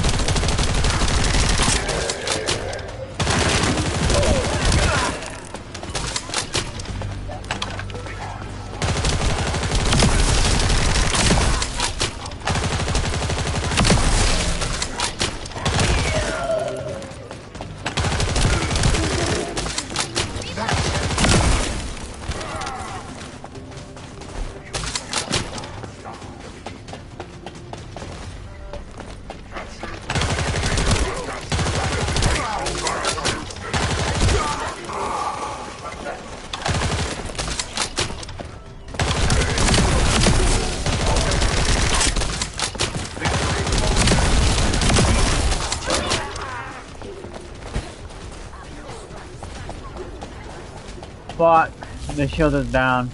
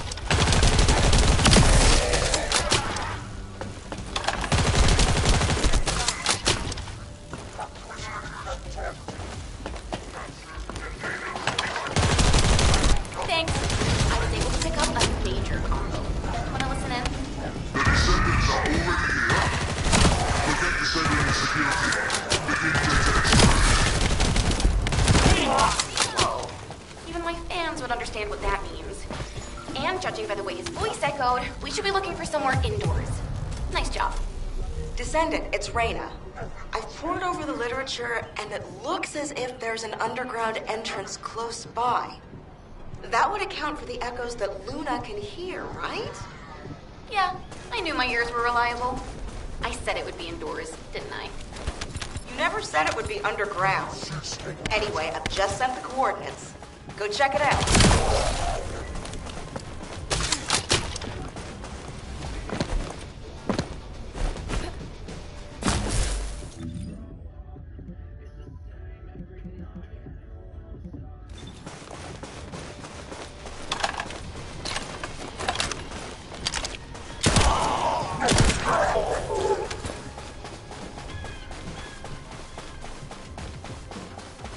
Captain with a pistol.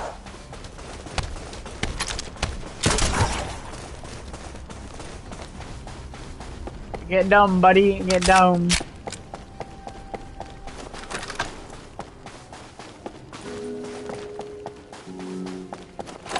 Body replenished.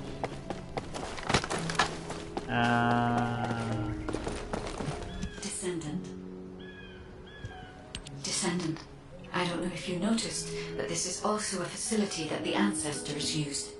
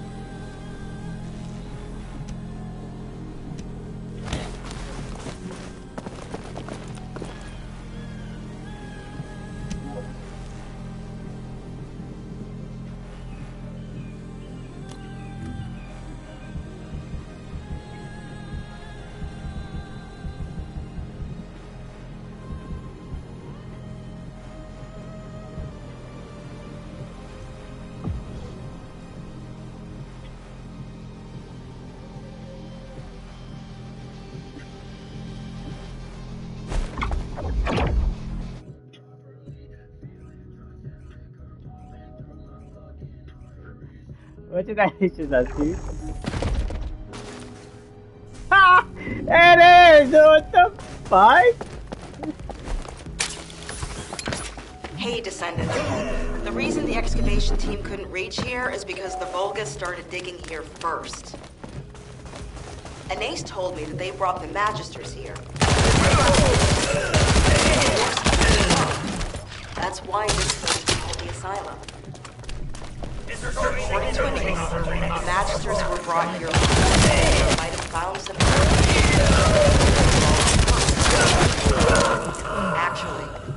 probably pretended not to know the code. She said that we have to hurry up with the search anyway. The Vulgus appear to increase their decryption, especially since operations in the sterile lab.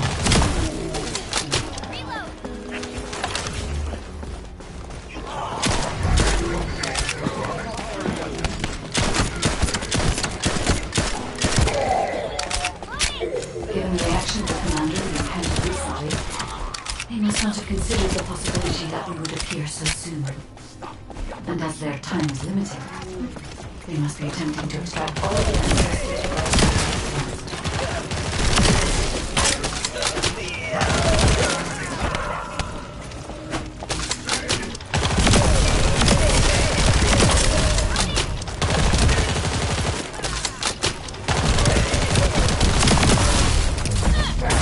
The enemy has an encrypted communications device. I can access its memory and communications history data.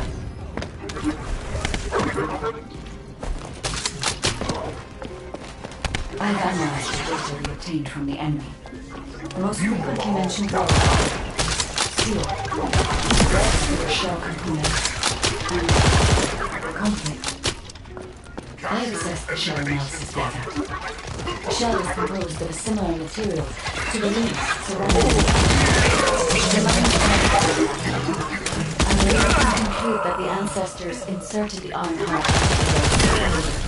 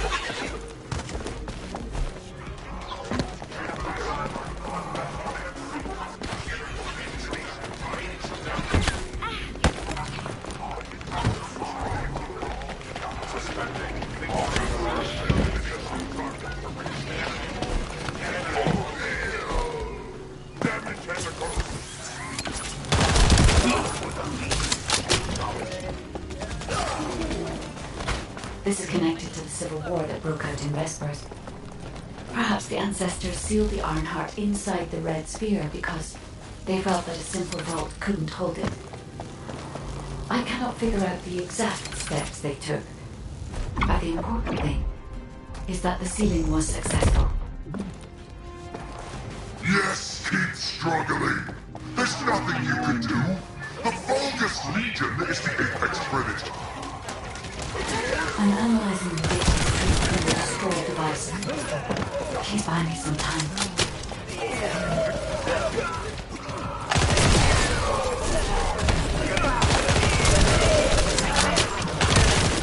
We have already moved the Ironheart. If you keep trying, all you will find is death. Hey, that's a lot. Don't fall for it. If the Ironheart was gone, I would have noticed it already. Luna is right. The coordinates of the puzzle from the Ironheart are unchanged.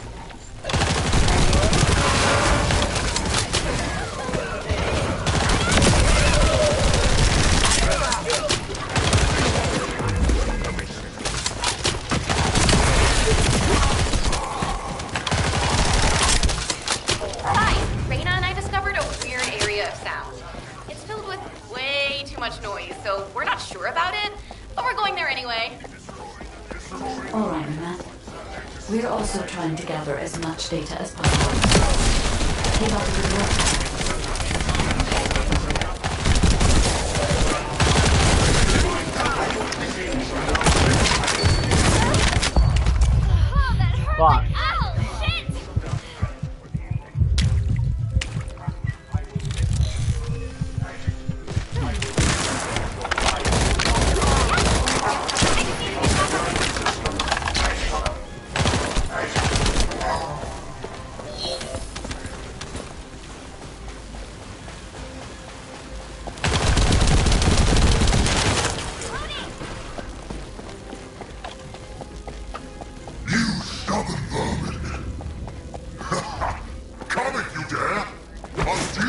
myself.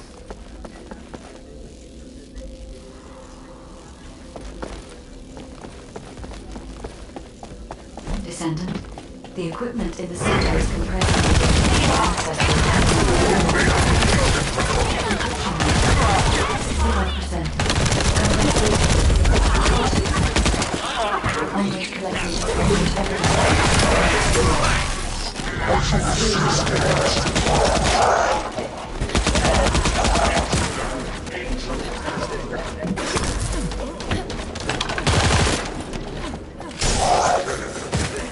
Oh no.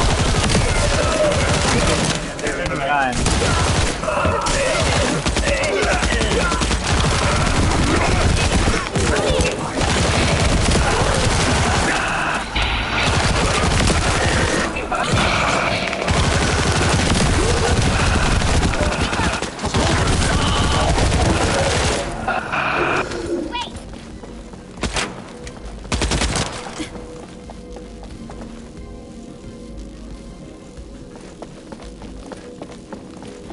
My gun's invisible.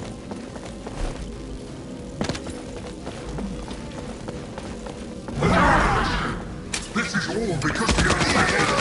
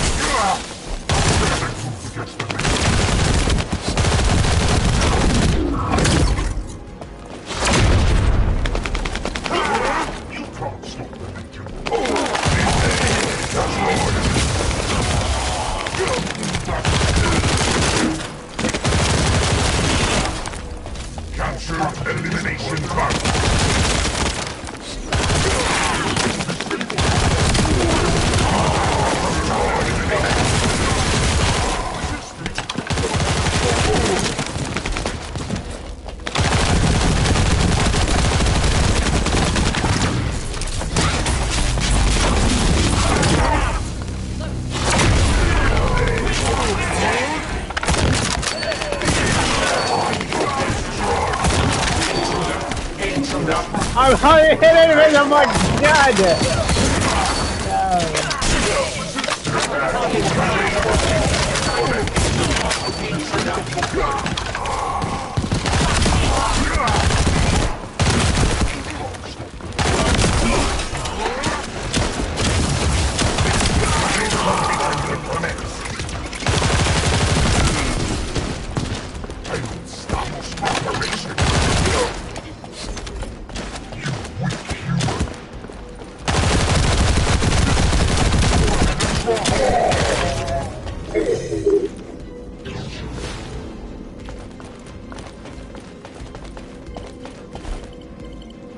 Decryption protocol activated.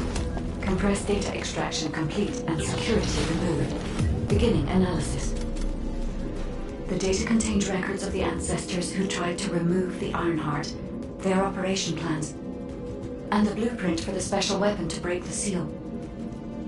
The weapon's power source was RK. If we can use this information effectively, we'll be able to obtain the Ironheart safely. We must inform Alpha and come up with a plan. No. Oh my god, was invisible. Oh, my fucking gun.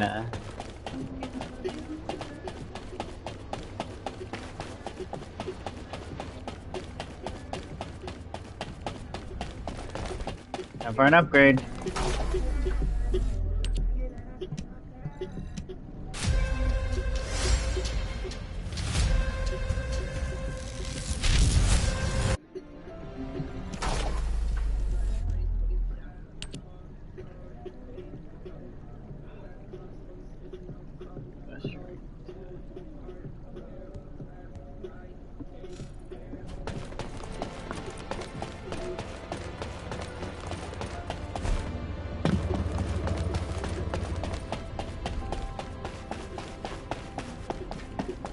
Got a question about the operation. Welcome back.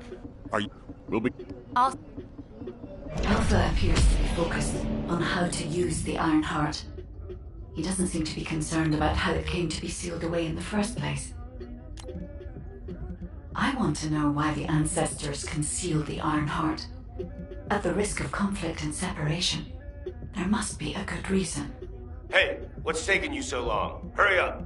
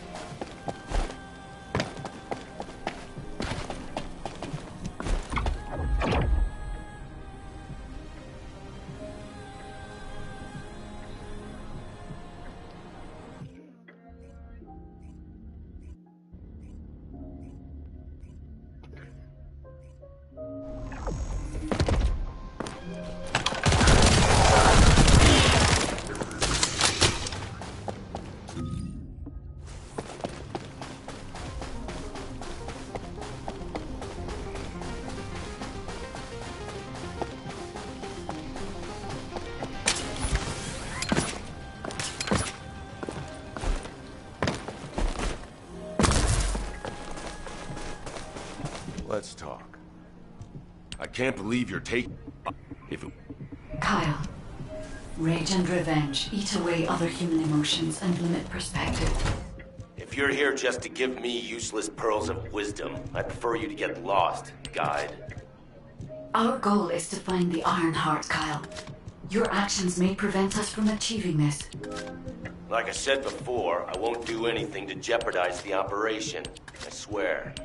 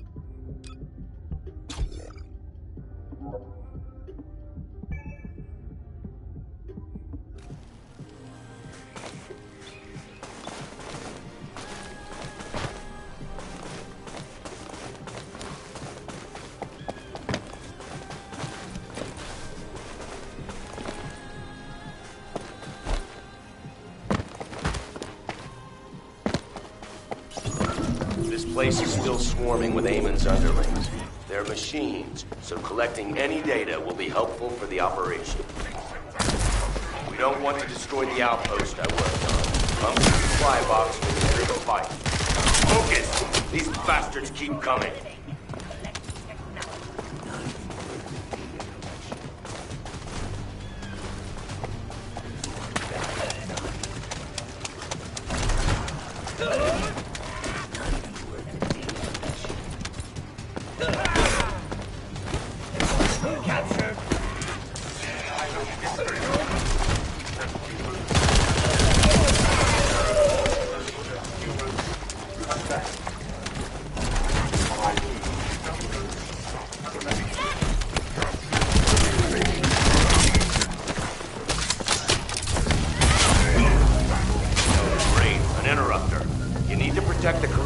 data. The Vulgus force is getting bigger.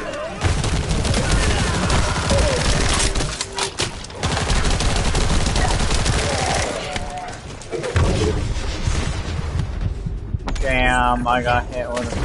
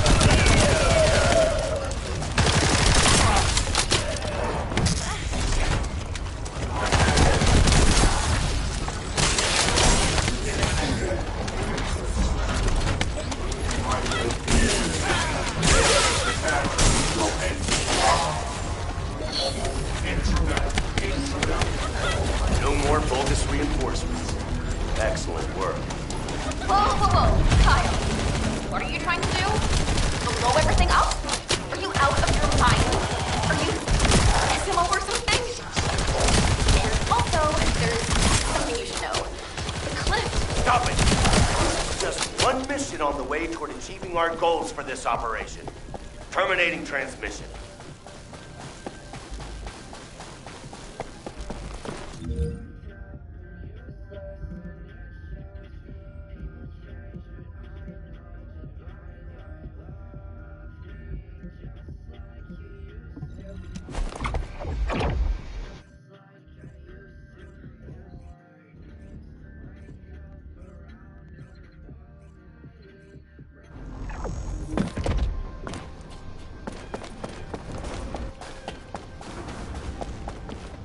Let's talk. Descendant, only you and Luna can hear this. Destroying the spectral digger will attract more Vulgus. Kyle is blinded by revenge. If we allow him to continue, it'll become more difficult to dissuade him, which will make it harder to assume control over the areas surrounding the Red Sphere. We must make Kyle understand. This is the only way we can achieve our goal. Don't worry, Guide. I have prepared something very persuasive. Would you take a peek inside my mind?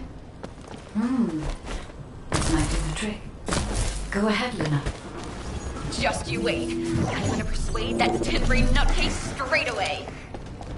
I've already scoped out their movements. There's a Vulgus Kuiper storage box over there. We can't let them keep producing filthy Vulgus Kuiper from the Albion spectral digger.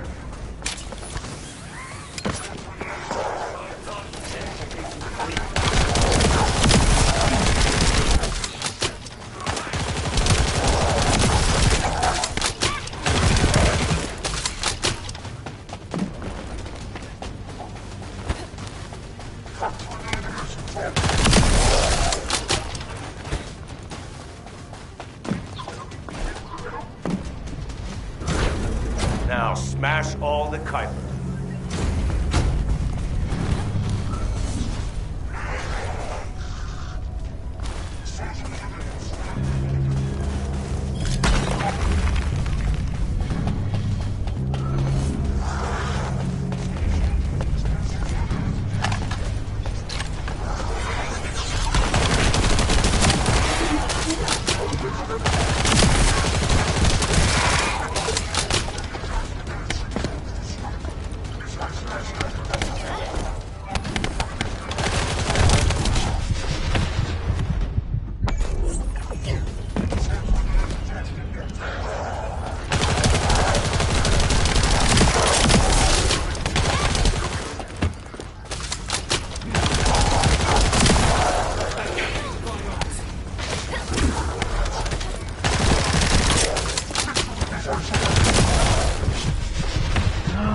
And I died.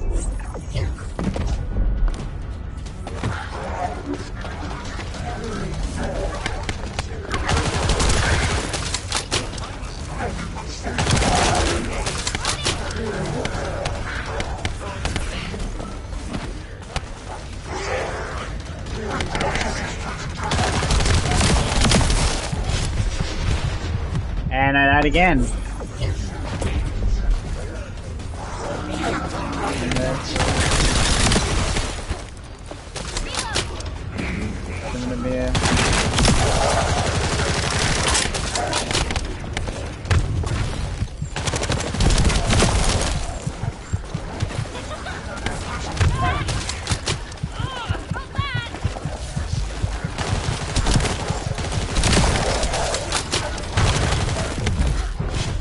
Yeah, there I go.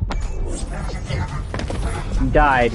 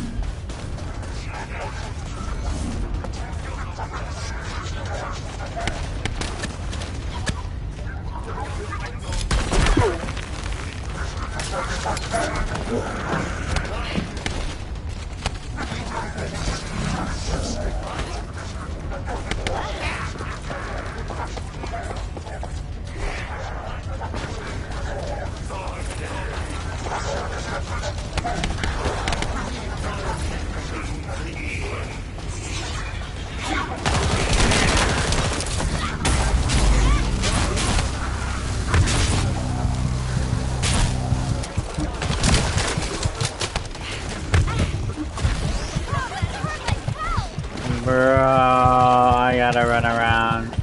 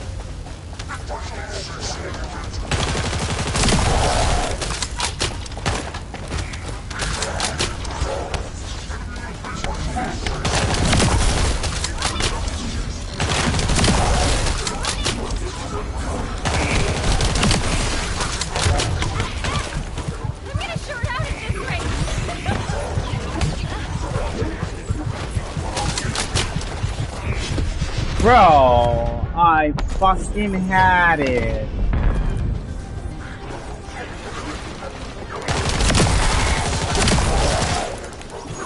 I need to find out how the Vulgus rebuilt the digger. That could also help us with our current operation. I also need to know what the Vulgus did to my teammates. I want you to collect data while I look for somewhere on the Spectral Digger to set the bomb.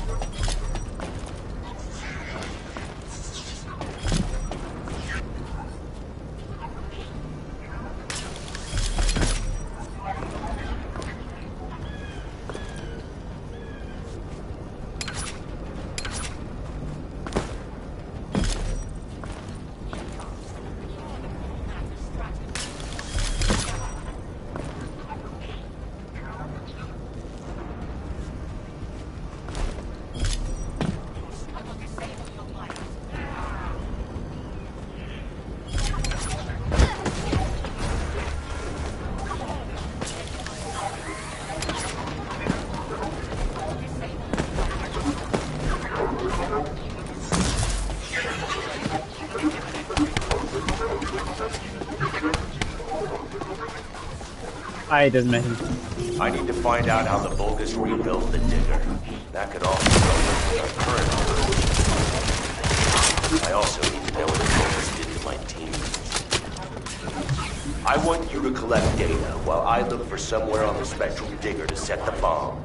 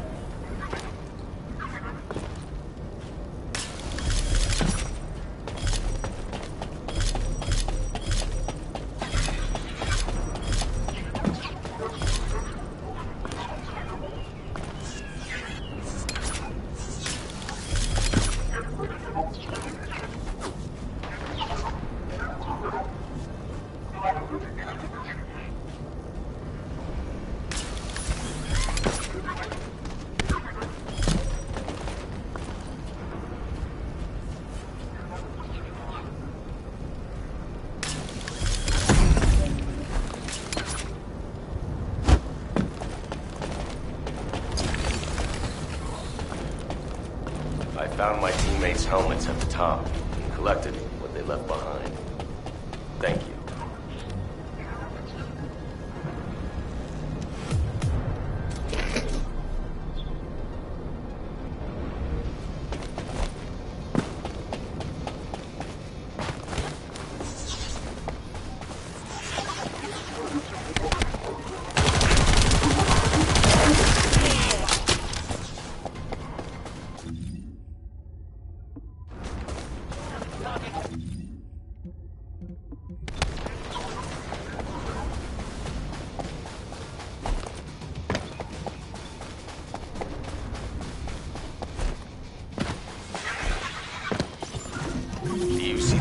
Building on the hill there. My teammates and I went through hell there to build the digger. Now, it's been hijacked by the Vulgus. I want you to take care of the area while I check the dangerous ground collapse and blow up the Spectral digger. What is Kyle doing? Oh no! Stop him!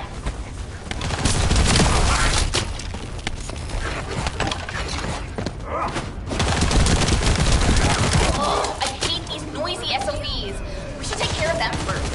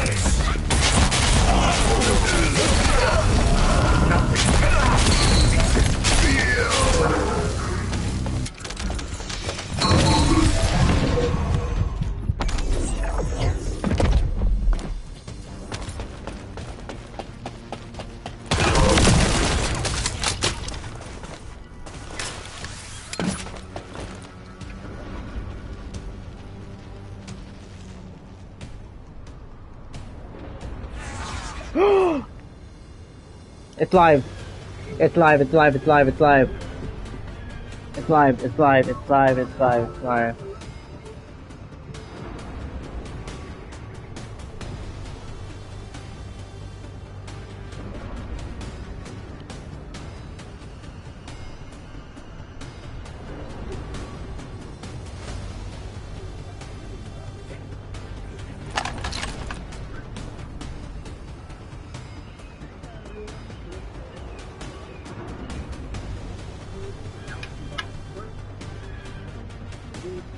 Live onto it.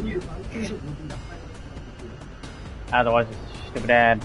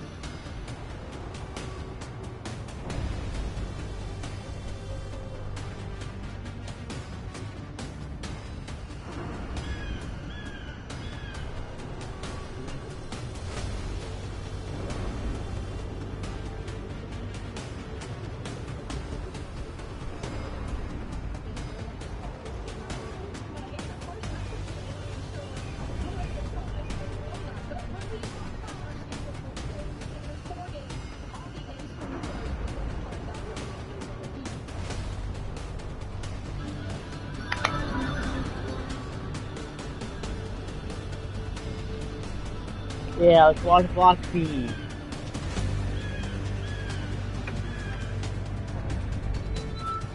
In a minute.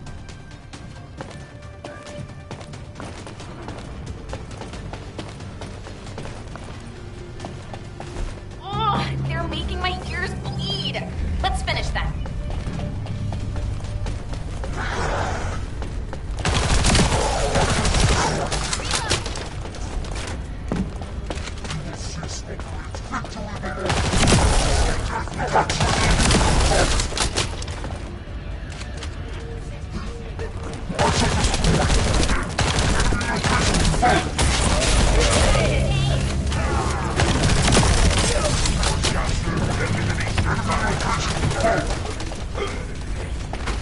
Share them take out. Out of Block B.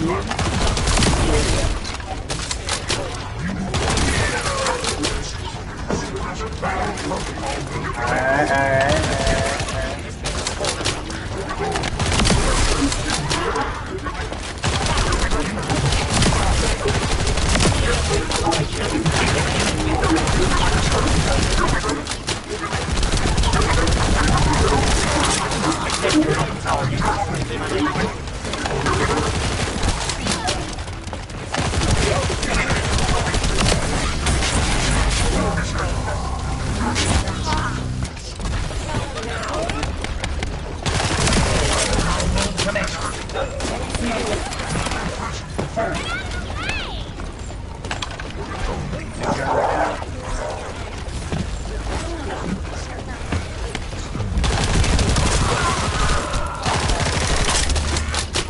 I really need it.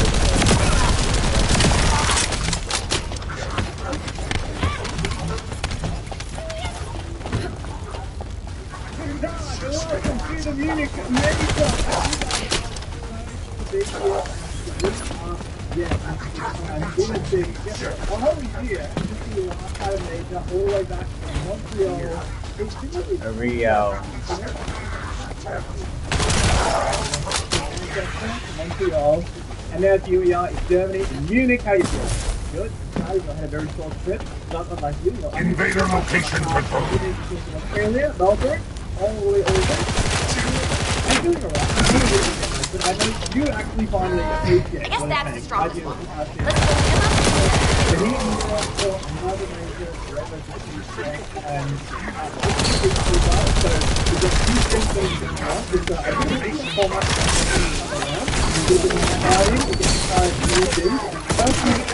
All prepared and detonated. Kyle here. Starting countdown to Spectral Digger detonation. Every single round of Sting. So how this happens, you want to give it a go? Can you explain Swiss for us? Hey Kyle, you better get your hands off that thing right now. Who are you to tell me what to do, Luna? Keep your nose out of this and get lost. Damn it, can't you just hear me out for once? The bodies of your colleagues are at the base of the cliff. Are you really gonna bury them down there with that thing? So this is the bracket, what Luna says. In Swiss, but this is how the matches are going to happen over the next stuff. Luna and Reyna discovered records while searching for the arcade weapon. We ran an analysis on the remains and found that they match the list of fatalities all you need to from know the incident. is that if you Did you forget what our actual target is? The Iron Heart, Kyle. The Iron Heart. And what's really cool about if we lose the Iron Heart while destroying the Digger, what kind of revenge would that be? I can practically hear the sighs of frustration from your colleagues. You're the one who should get a grip, not me. Destroying the Digger can wait till later. Make it an official request. Then it'll really be revenge. Once we secure the Iron Heart, I'm sure Alpha will totally approve. You're right. I'll come back. back. Let's have a look at the schedule. This is just the finish string. This is actually only the first part of today, because after we play these full Vesta ones here on the B stream, we're going to be rocking it all the way until about 1 a.m. local time here in Munich, playing 4 more BO1s, but we don't know which matches they are yet, because that's the second round. What are the highlights?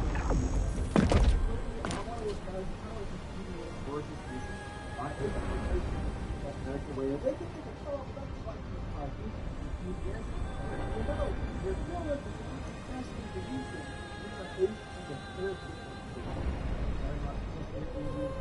also get that secret wild card, and then we get a whole bunch of Brazilian games bookending the first half of today. Of course, B+, as we start to get into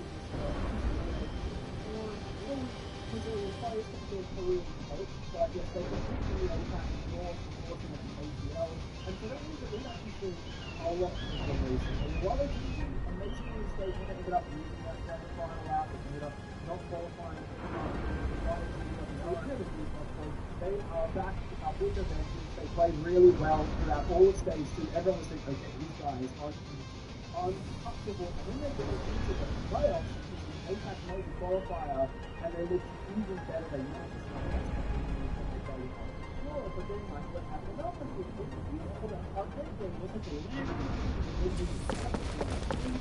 kind of sure. Although I would say,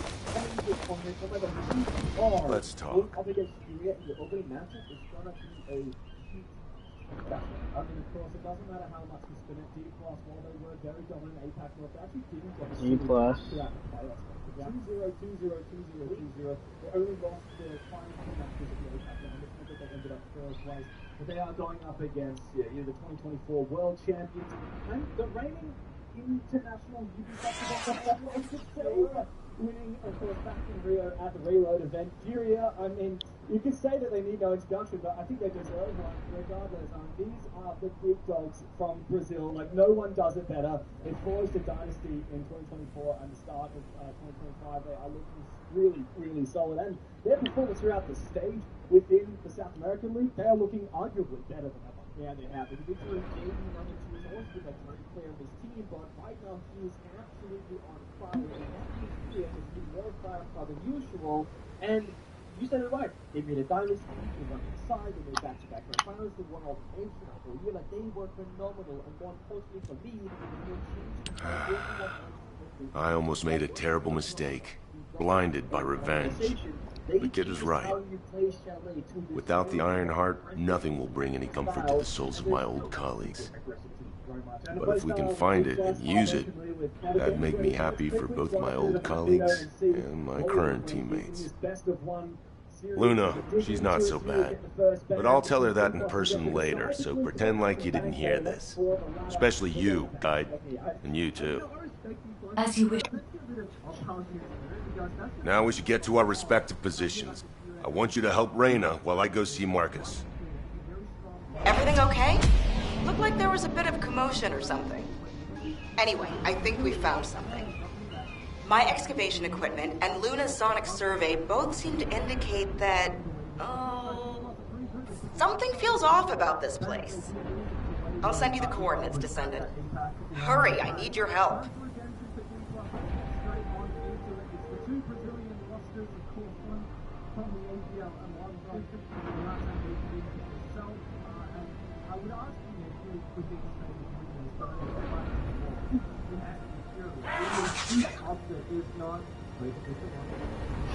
Now it is our first game here at the Munich Major in the B-Stream. Good luck, have fun, comes out in the chat as we start loading up into Bank with D plus Kia taking on Furia in this best of one to kick off our Swiss base.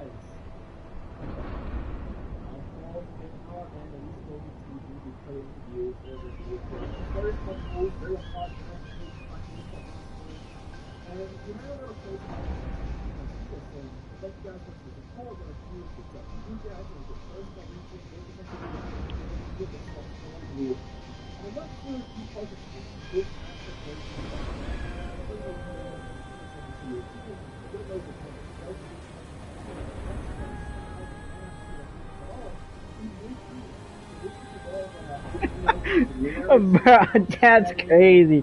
Somebody already said, which madman from the D plus thought going Bank against Hera is a good idea.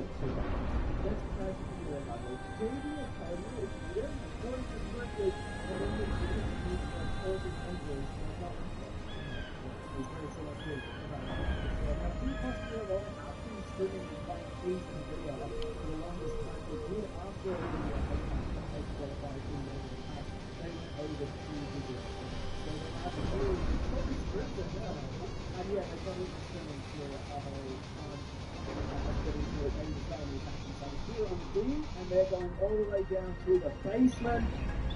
And already I'm seeing the Monty teams out by D+. Fanfare just thrown by us, and it's crazy. I like those stuff. I just don't know if kind of purples and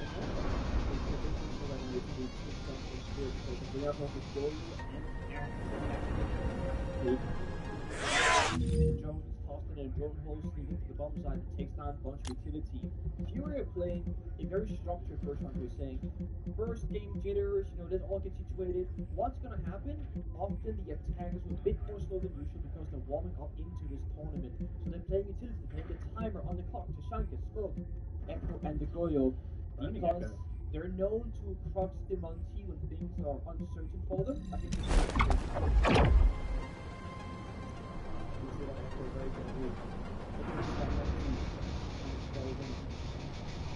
it's like D+. Are starting on the top floor. It's quite a heavy extension into open area.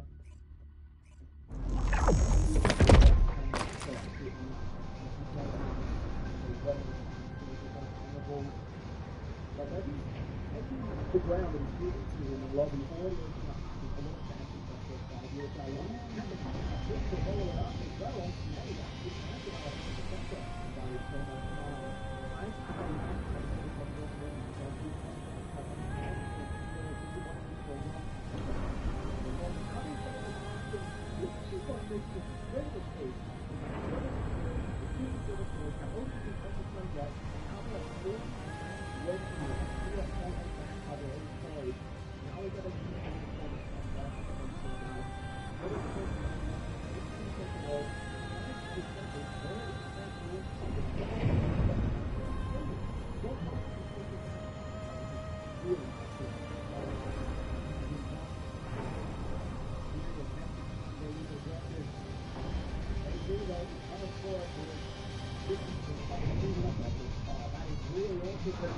Exposure to himself and his punish as he tries to bring that slight over it. First kill for Fury, try and bring things back.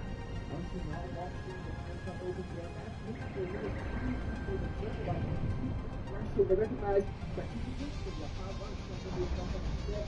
Maybe you can stay hot so you can go down to bullet with that defense.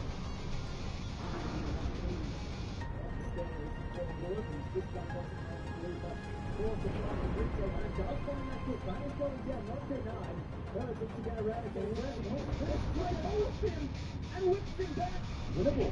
Maybe just is winnable. We're into 2v2. And there's not easier for her to find long armor. And if there's anybody from D-Plus, this ball drops down and takes it out. Bully Fox on his big flank. All the way back into server, and Levy finds him as well. Fire up D-Plus. They've taken the first rounds against the big dogs from Brazil.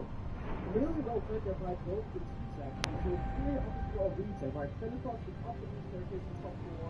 And it's open to top floor. Really on the bottom side. He's up to you. It's separating the center. It's starting to use it. Then he comes at the bottom. On the flip side, he comes to the bottom side. Right? He's up to the start to catch this. And then out and it's just a but I will go face to face there. Hank was worried. Very slow to go here. Over the field, target that football, and be able to slow it down. And they were fighting back. He was successful. Great stop there. E-Plus, yes, they went back to the focus straight recently. Good timing for them. But they've spent the majority of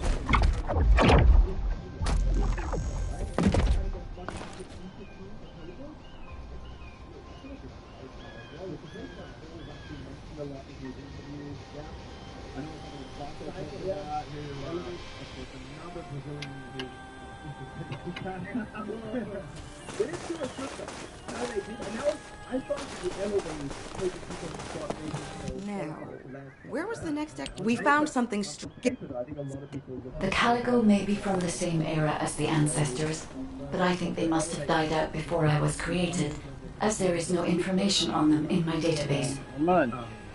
Or access to the information may have been secretly blocked. There's so much I don't know yet. I wish we could find data that I don't know or don't have access to. Then I may understand the real reason for my existence.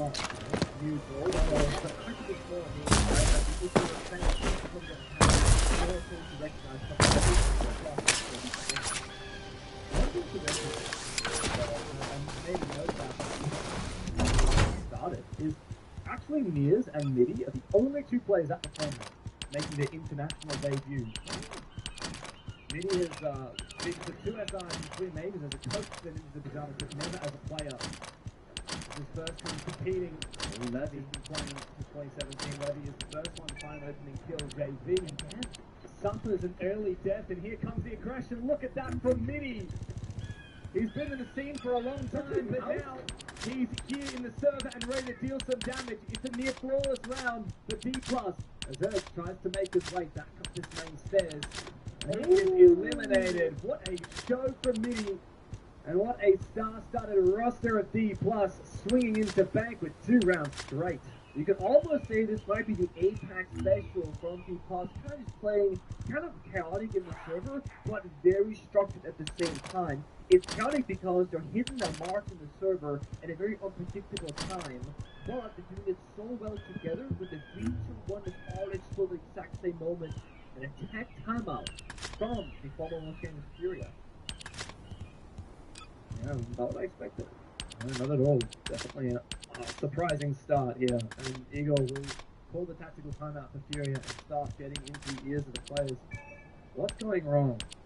The only thing I can assume is perhaps a bit of an underestimation of D+ and their play style. D+ is going to play slow and steady, right? You know, early execute onto the roam in that first round, and then really slow and thorough mid-round, where they're aware of Furia making aggressive plays, and they just convert their advantage. Very different. Opening pick, and then see what finish goes. I mean, if you want to, you know, is the Corbion. This is bank attachment, right? Which you can always say it's a lot easier and you have one more way to break the defenders. I don't think Sight will master it.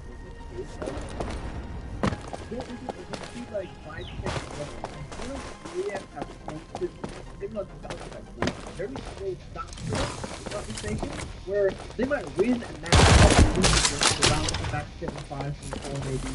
I usually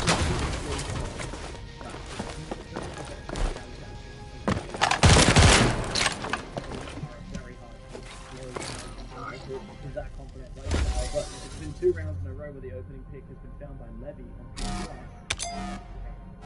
pretty early on, a minute in.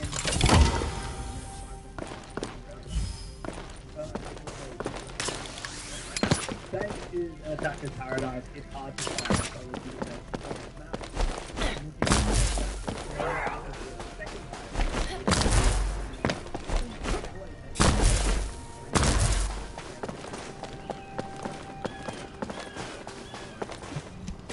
Now, one thing that's really funny is this is in stage 1 and that one in stage 2, is they've been flexing different operators, right? They had King, they had Capital, they have the Muncie, they have Blackhead, and they have like Aura. Yeah.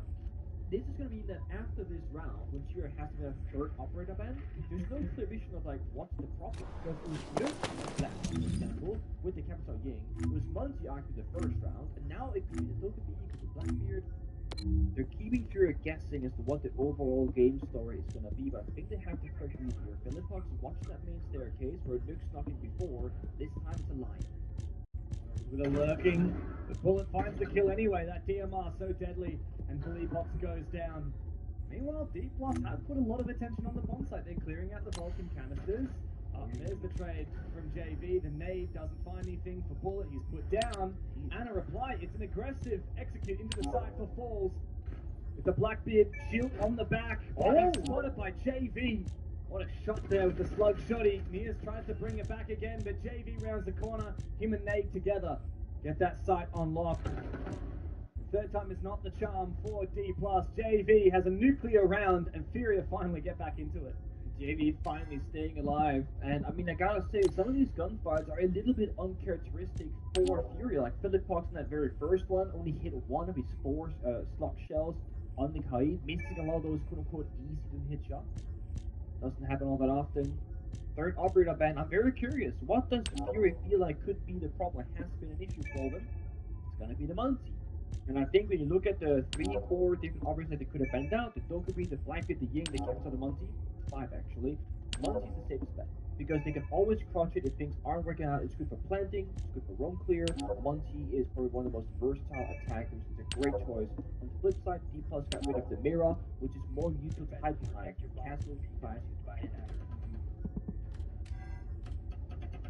so many different options. Well, like you said, Furia, they take their time to warm up sometimes, but once they find it, that momentum does not go away. Back down to the basement with more or less the exact same setup that we saw from them in the 1st round. Again, we've got planned denial for days. The Goyo is actually gone. I think it's KZ's army that's in place instead of it. A little bit less planned denial, but I mean, between Smoke, Echo, and Tachanka, I think this is right. I think it's a good choice because of 2 reasons. One, they kind of lost the game on the road preview, right? They lost the player and then they had to fall back. And now, okay, they can strengthen the road with the Asami, that's one part of it. The other one is Muncie is gone. It's going to be more difficult to work through the map for D+, and I feel like the counterplay here could be like Deimos Togepi. But that's going to be a lot of roam clear, not that much side focus. So they got the Deimos, which is going to be great for the roam, like I mentioned, but then they have 4 other operators that can deal with the side later on. So again, both teams doing a great job understanding what these operator events have changed. Yeah, I love that. No Mira to worry about as well was nice, but yeah, less ingredients that you can bring, especially of course other operator that the Twitch would counter had she not been banned out. What is going on, Levy? I mean, D+, I admire how fast they are, but it's critical that you don't make mistakes like that. Yeah. It's a big risk. I mean, it was either a missed drone or a calculated risk. I'm not sure. I'm trying to see where the drones might be from D+, and there's, first of all, almost no drones left in the server. Second of all, I don't see anybody spectating drones that would be when Levy died. So the amount of spot guys, open air roam, just like last time, same positions, except Casey, not being a goyle, found himself in an off angle and now gets the freebie. And that's Ivana gone. That means the hard destruction is gonna take a lot longer and just be more limited. You have Maverick and then 2 can openers now. That means something will stay close. And look at the timer. At this point last time, they were inside the bomb site. Well, they're almost there now. That helps. Quick E1D and an entry from Nias. Re-aggressed upon by the Yokai. Nias doesn't manage to spot it and take it down just yet. Now comes the track from the Deimos. Bit of info. Maybe D Plus have made up for the early mistake with a lot of ground taken. And like you said, they do have enough hard reach to get open this hatch and everything they would need to. It's just going to take a little bit longer than they'd like. Yeah, the server walls are soft, which is going to mean they didn't have enough. If they were all reinforced, then it's a different story there. But my worry is not so much the destruction at this point in time, it's where do you plant? The only real option right now is you smoke and camp on fire and try and plant somewhere in the midst of that smoke. But you got Echo, you got Tashanka, you got very limited time to work with. And again, lack of soft destruction means they must basically take a lot of time right now to open up the default plant location. And a default plant will not be possible unless Nate misses every single fire from Tashanka. Yeah. Nate can single-handedly win this round. Yeah. So it comes down to D Plus having to get a little bit aggressive to take him down somehow. Bullet does that and finds KZ. Falls is the one with the fuser. He's at the position.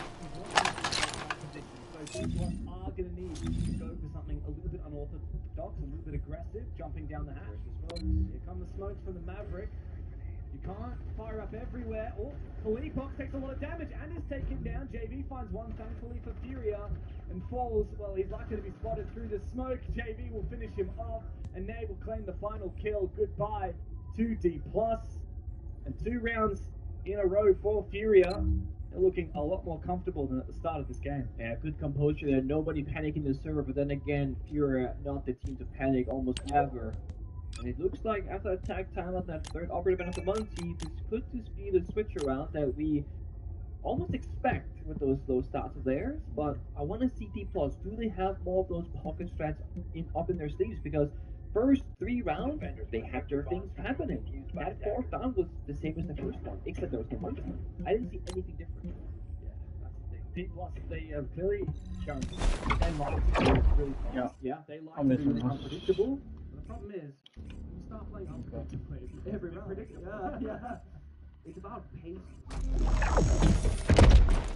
you go fast, you go slow.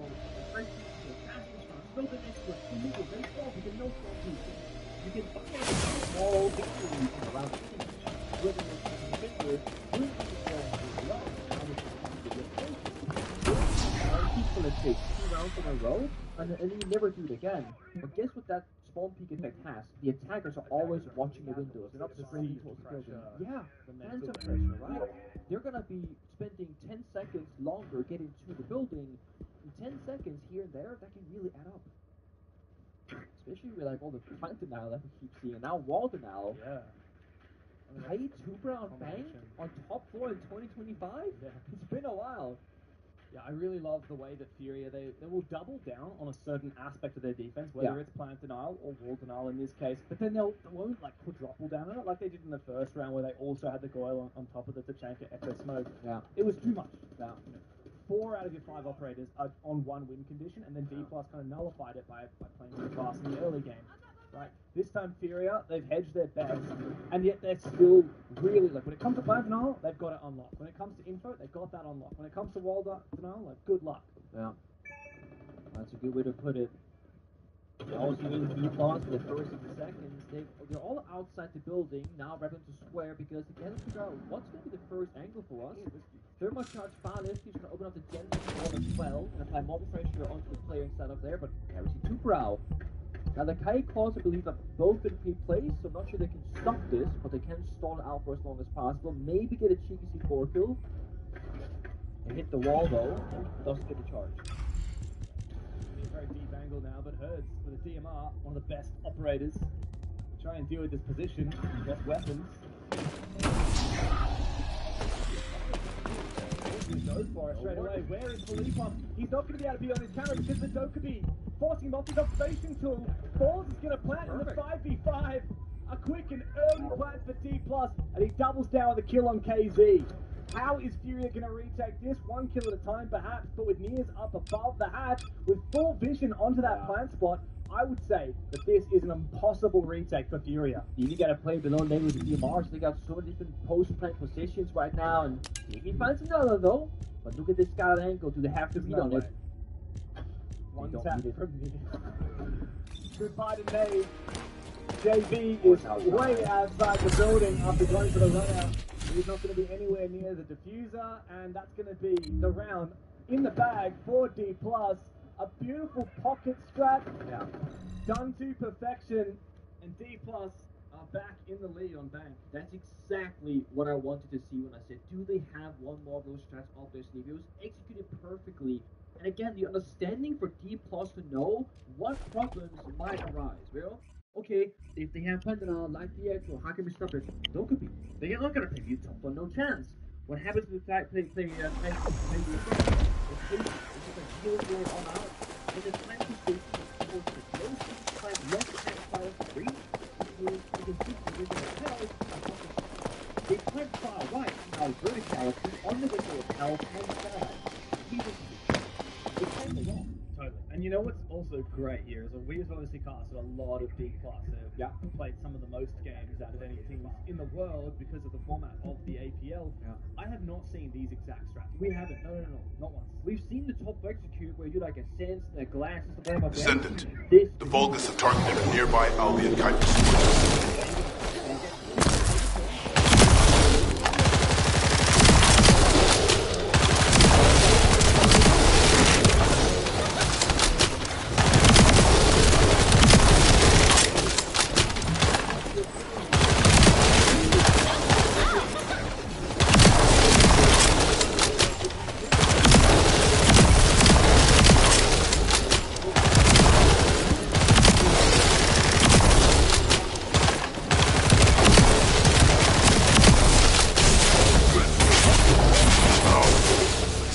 Under attack.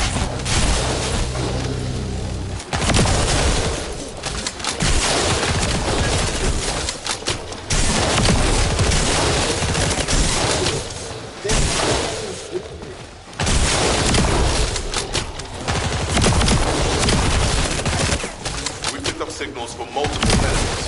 Good luck.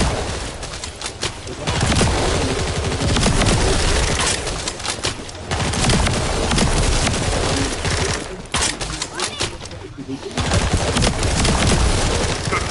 must protect the facility.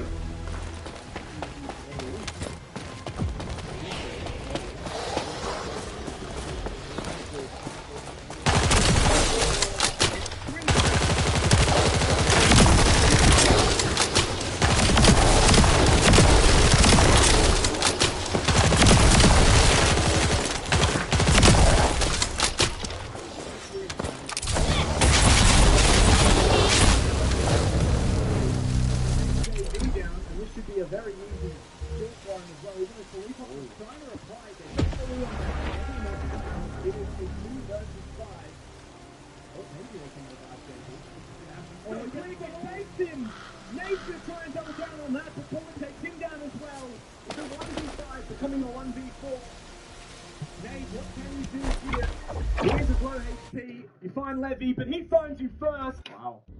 It's a lock-in for D+. 4 rounds in the first half as they say goodbye to defense. A very decent attack at the right? Like, what they want to do with that aggressive, they were almost expecting Furia to make the wrong play. You see those cameras, they make it beautiful for them. Blink the only character that walks in the doorway, everyone else covering angles, the flanks, the staircases. Even when they saw the monster in the main stairs, there's a red ping and a grenade coming forward right in the shoulder part. Like they're just striking. And Furious joking. That's gonna be the bank attack by Dunstan. Sideswap happens. But if E+, with this forward success, they see Pocket Strat here and Pocket there, and they're gonna be closer and closer to a year 1 victory against Furia. It would be huge. I mean, Furia have only lost 1 game in the entirety of Stage 2, and there's an asterisk next to that because it was the final game of their group stage in the It was against the but Furia had already confirmed that they would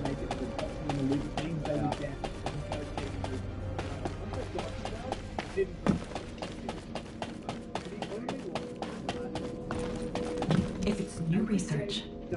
I'm listening. Yes, it's the opening game of Swiss here, but you get an advantage if you go 3-0. And look, if you did a poll, 100 people that loved watching Rainbow Six, and you said, okay, who are your teams that are going to make it 3-0? I reckon like 90% of those people are going to be saying that Furia is making it through undefeated to the levels. Yeah, I mean, most people have Furia probably making top 4 guaranteed in their minds, I would say, because they can compete Furia. They're arguably the favorites for the tournament. They very well might be given G2 Secret situation. Falcons, yeah, I mean, G2 Secret Falcons are obviously all very good teams at the moment. Secret winning EWC, but Furia won in Rio, which was a bit of a different situation. I mean, Furia got the number of FaZe in Rio, they were beating them. I think those are kind of 5 of your top teams. Perhaps you add M80 into that. That's my dark horse, so to speak, actually. I have M80 making top 4. I love how, like, becoming champions in North America, you still count as a dark horse.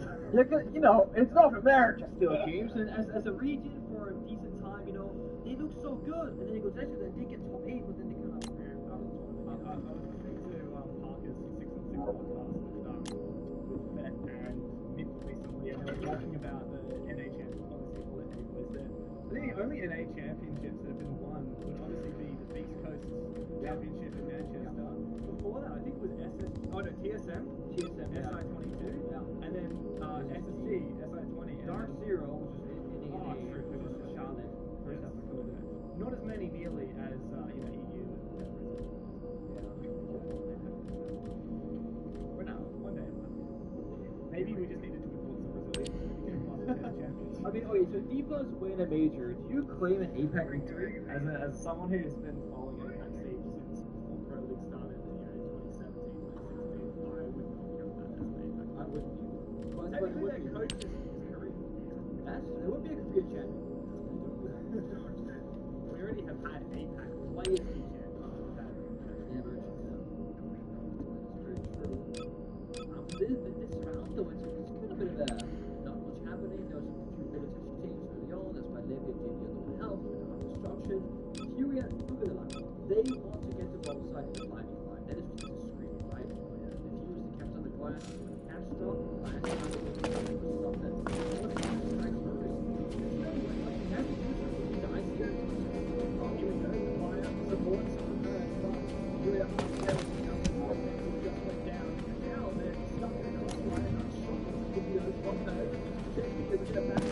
Dude. That's a dude.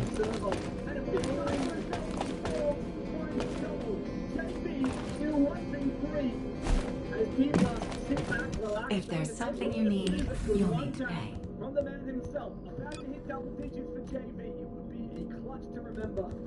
He's going to deal with that clash. He was staring him down, tasing him out.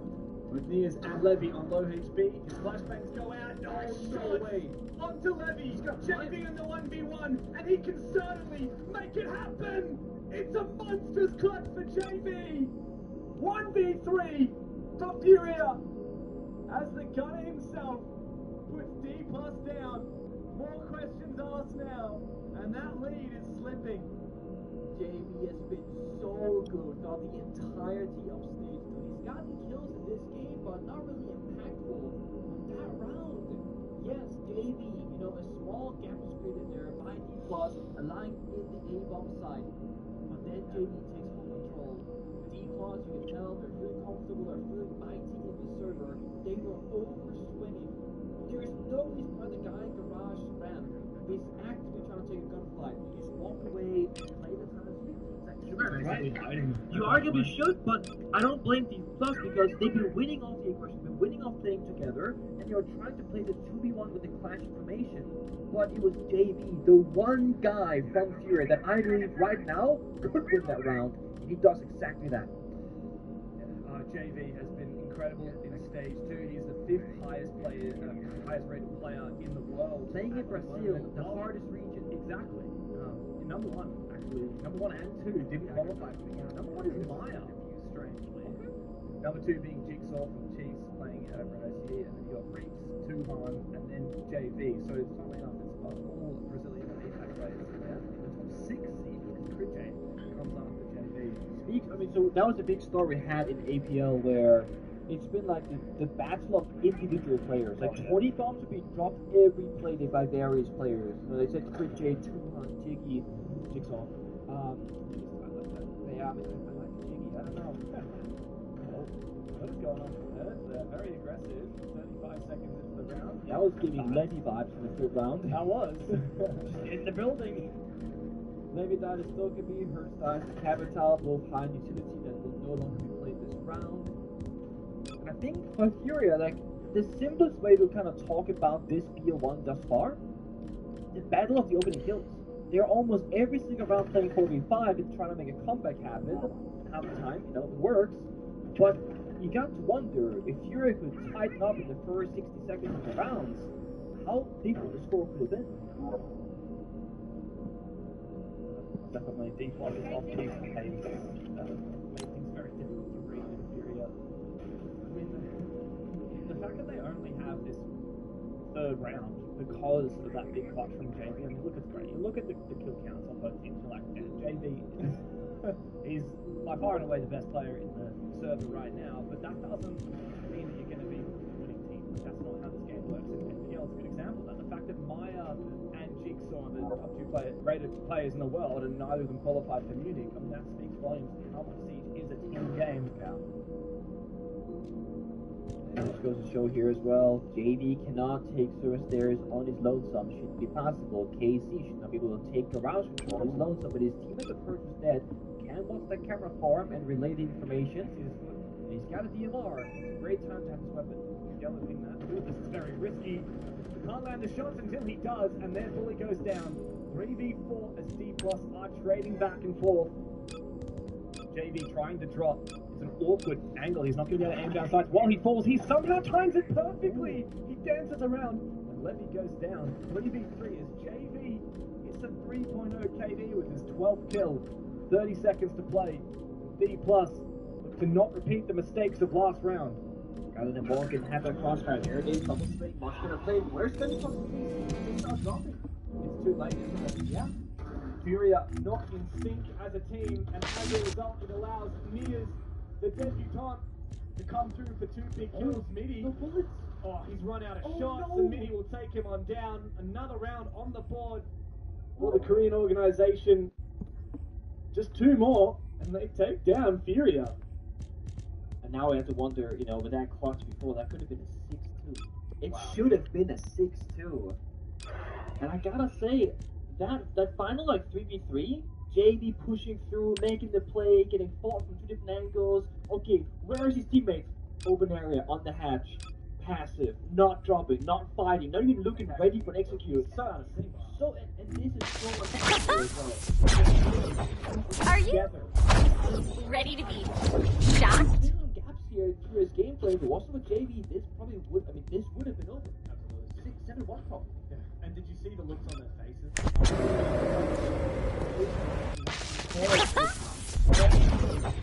Are you ready to be shocked? Dude, I mean, like, you look at the role of this weapon, there's the entry.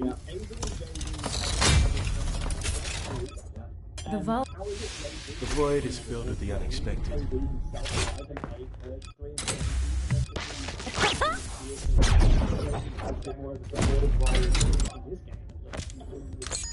This opera. It's not even look for Furia at all, and are you ready to be shocked? Do not. And I'm very sure that D+ have such a good understanding of how the Men's and Furia work because of, you know, they're both from Brazil. And the players, they should know each other quite well, I imagine, because they script so much. Yeah, the gap is not that big, Mr. KC, so you gotta find a different angle for that. Kali lands. Try and deal with the utility pieces first. So, are you ready to 3? Oh, now we can execute. Step 1 while they're setting up step 2 and just hitting step 3 right after. So at this point, D+ are by the bomb site. They're up the main stairs. They're in the building. We've seen Casey go from window rappel to parking rappel to in ATMs to outside to back to window rappel. They're all waiting for him to do all the cutting work first. but you're giving Wamai time to recharge those mechanisms, which are now catching up to him. For what feels like the first time, an opening kill has been found by Furia. In fact, it's only the second time this entire game long that Furia have found the first pick. They're playing very slowly. It's a contrast of what we've seen for most of this game so far. But how are you going to deal with that flash, right? Oh, the answer comes very quickly. It's the Kali knocking the shield back with the shots from the sniper. Oh, he's so tempted to put it down, isn't he? But go for it. Time ticking away. Info is too valuable because, mind you, when D-Boss made that exact same transfer happen, there was lack of information here that made that go down, but the Clash is alive and Near swings behind him, doubling down on that position. You have information, nades are coming out, but again, they cannot deal with the Clash effectively. No Kali Lances. A single of Fragment in the pocket of Nade is the only way to deal with soft utility like the Clash Shield. It might just be a, oh, well, Casey up things up, actually. Mitzi goes down, that's gonna be with Online. Still winnable. Yeah, Falls is under a lot of pressure though.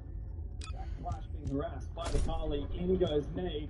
It's not gonna be easy to find a safe plan spot, but with Falls going down, maybe he can. Levy needs to try and get around it, but he's being watched by JV and by Nade. So well baited, so well played from Furia. Near's in a 1v4. He finds his second kill of the round. He will need to ace up with the plant down. And 3 Furia players watching him. Nade steps up. A massive round from him. And Furia stave off match point. And I think it really comes down to opening pick once more. That was a 5v4 pseudo execute there for Furia. Because they found the pick early on. There wasn't enough manpower for Depot to take those fights 2v1 in every single confrontation. So there were some 1v1s. And finally Furia to come alive and find the windows. But I really think that if Furia can keep their slower style gameplay early on, keep their 5 attackers alive, and hopefully find a pick of their own or force a pick of their own, that's going to be the way forward for them. Arbiter Bans are going through. It's going to be a Twitch and a Kaid. So the double Twitch ban. I think the Kaid here is quite cheeky. That's why the Fury is saying, we think you have a different way of playing this game, and it involves denying the hatches, denying the walls. We don't want to deal with that.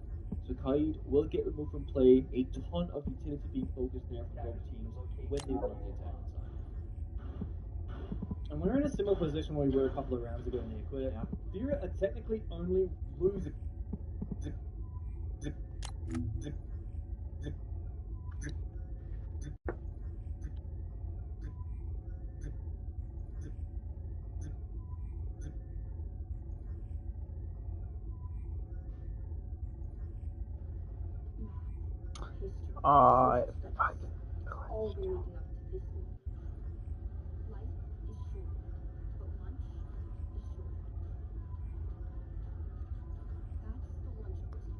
Oh, glitched out.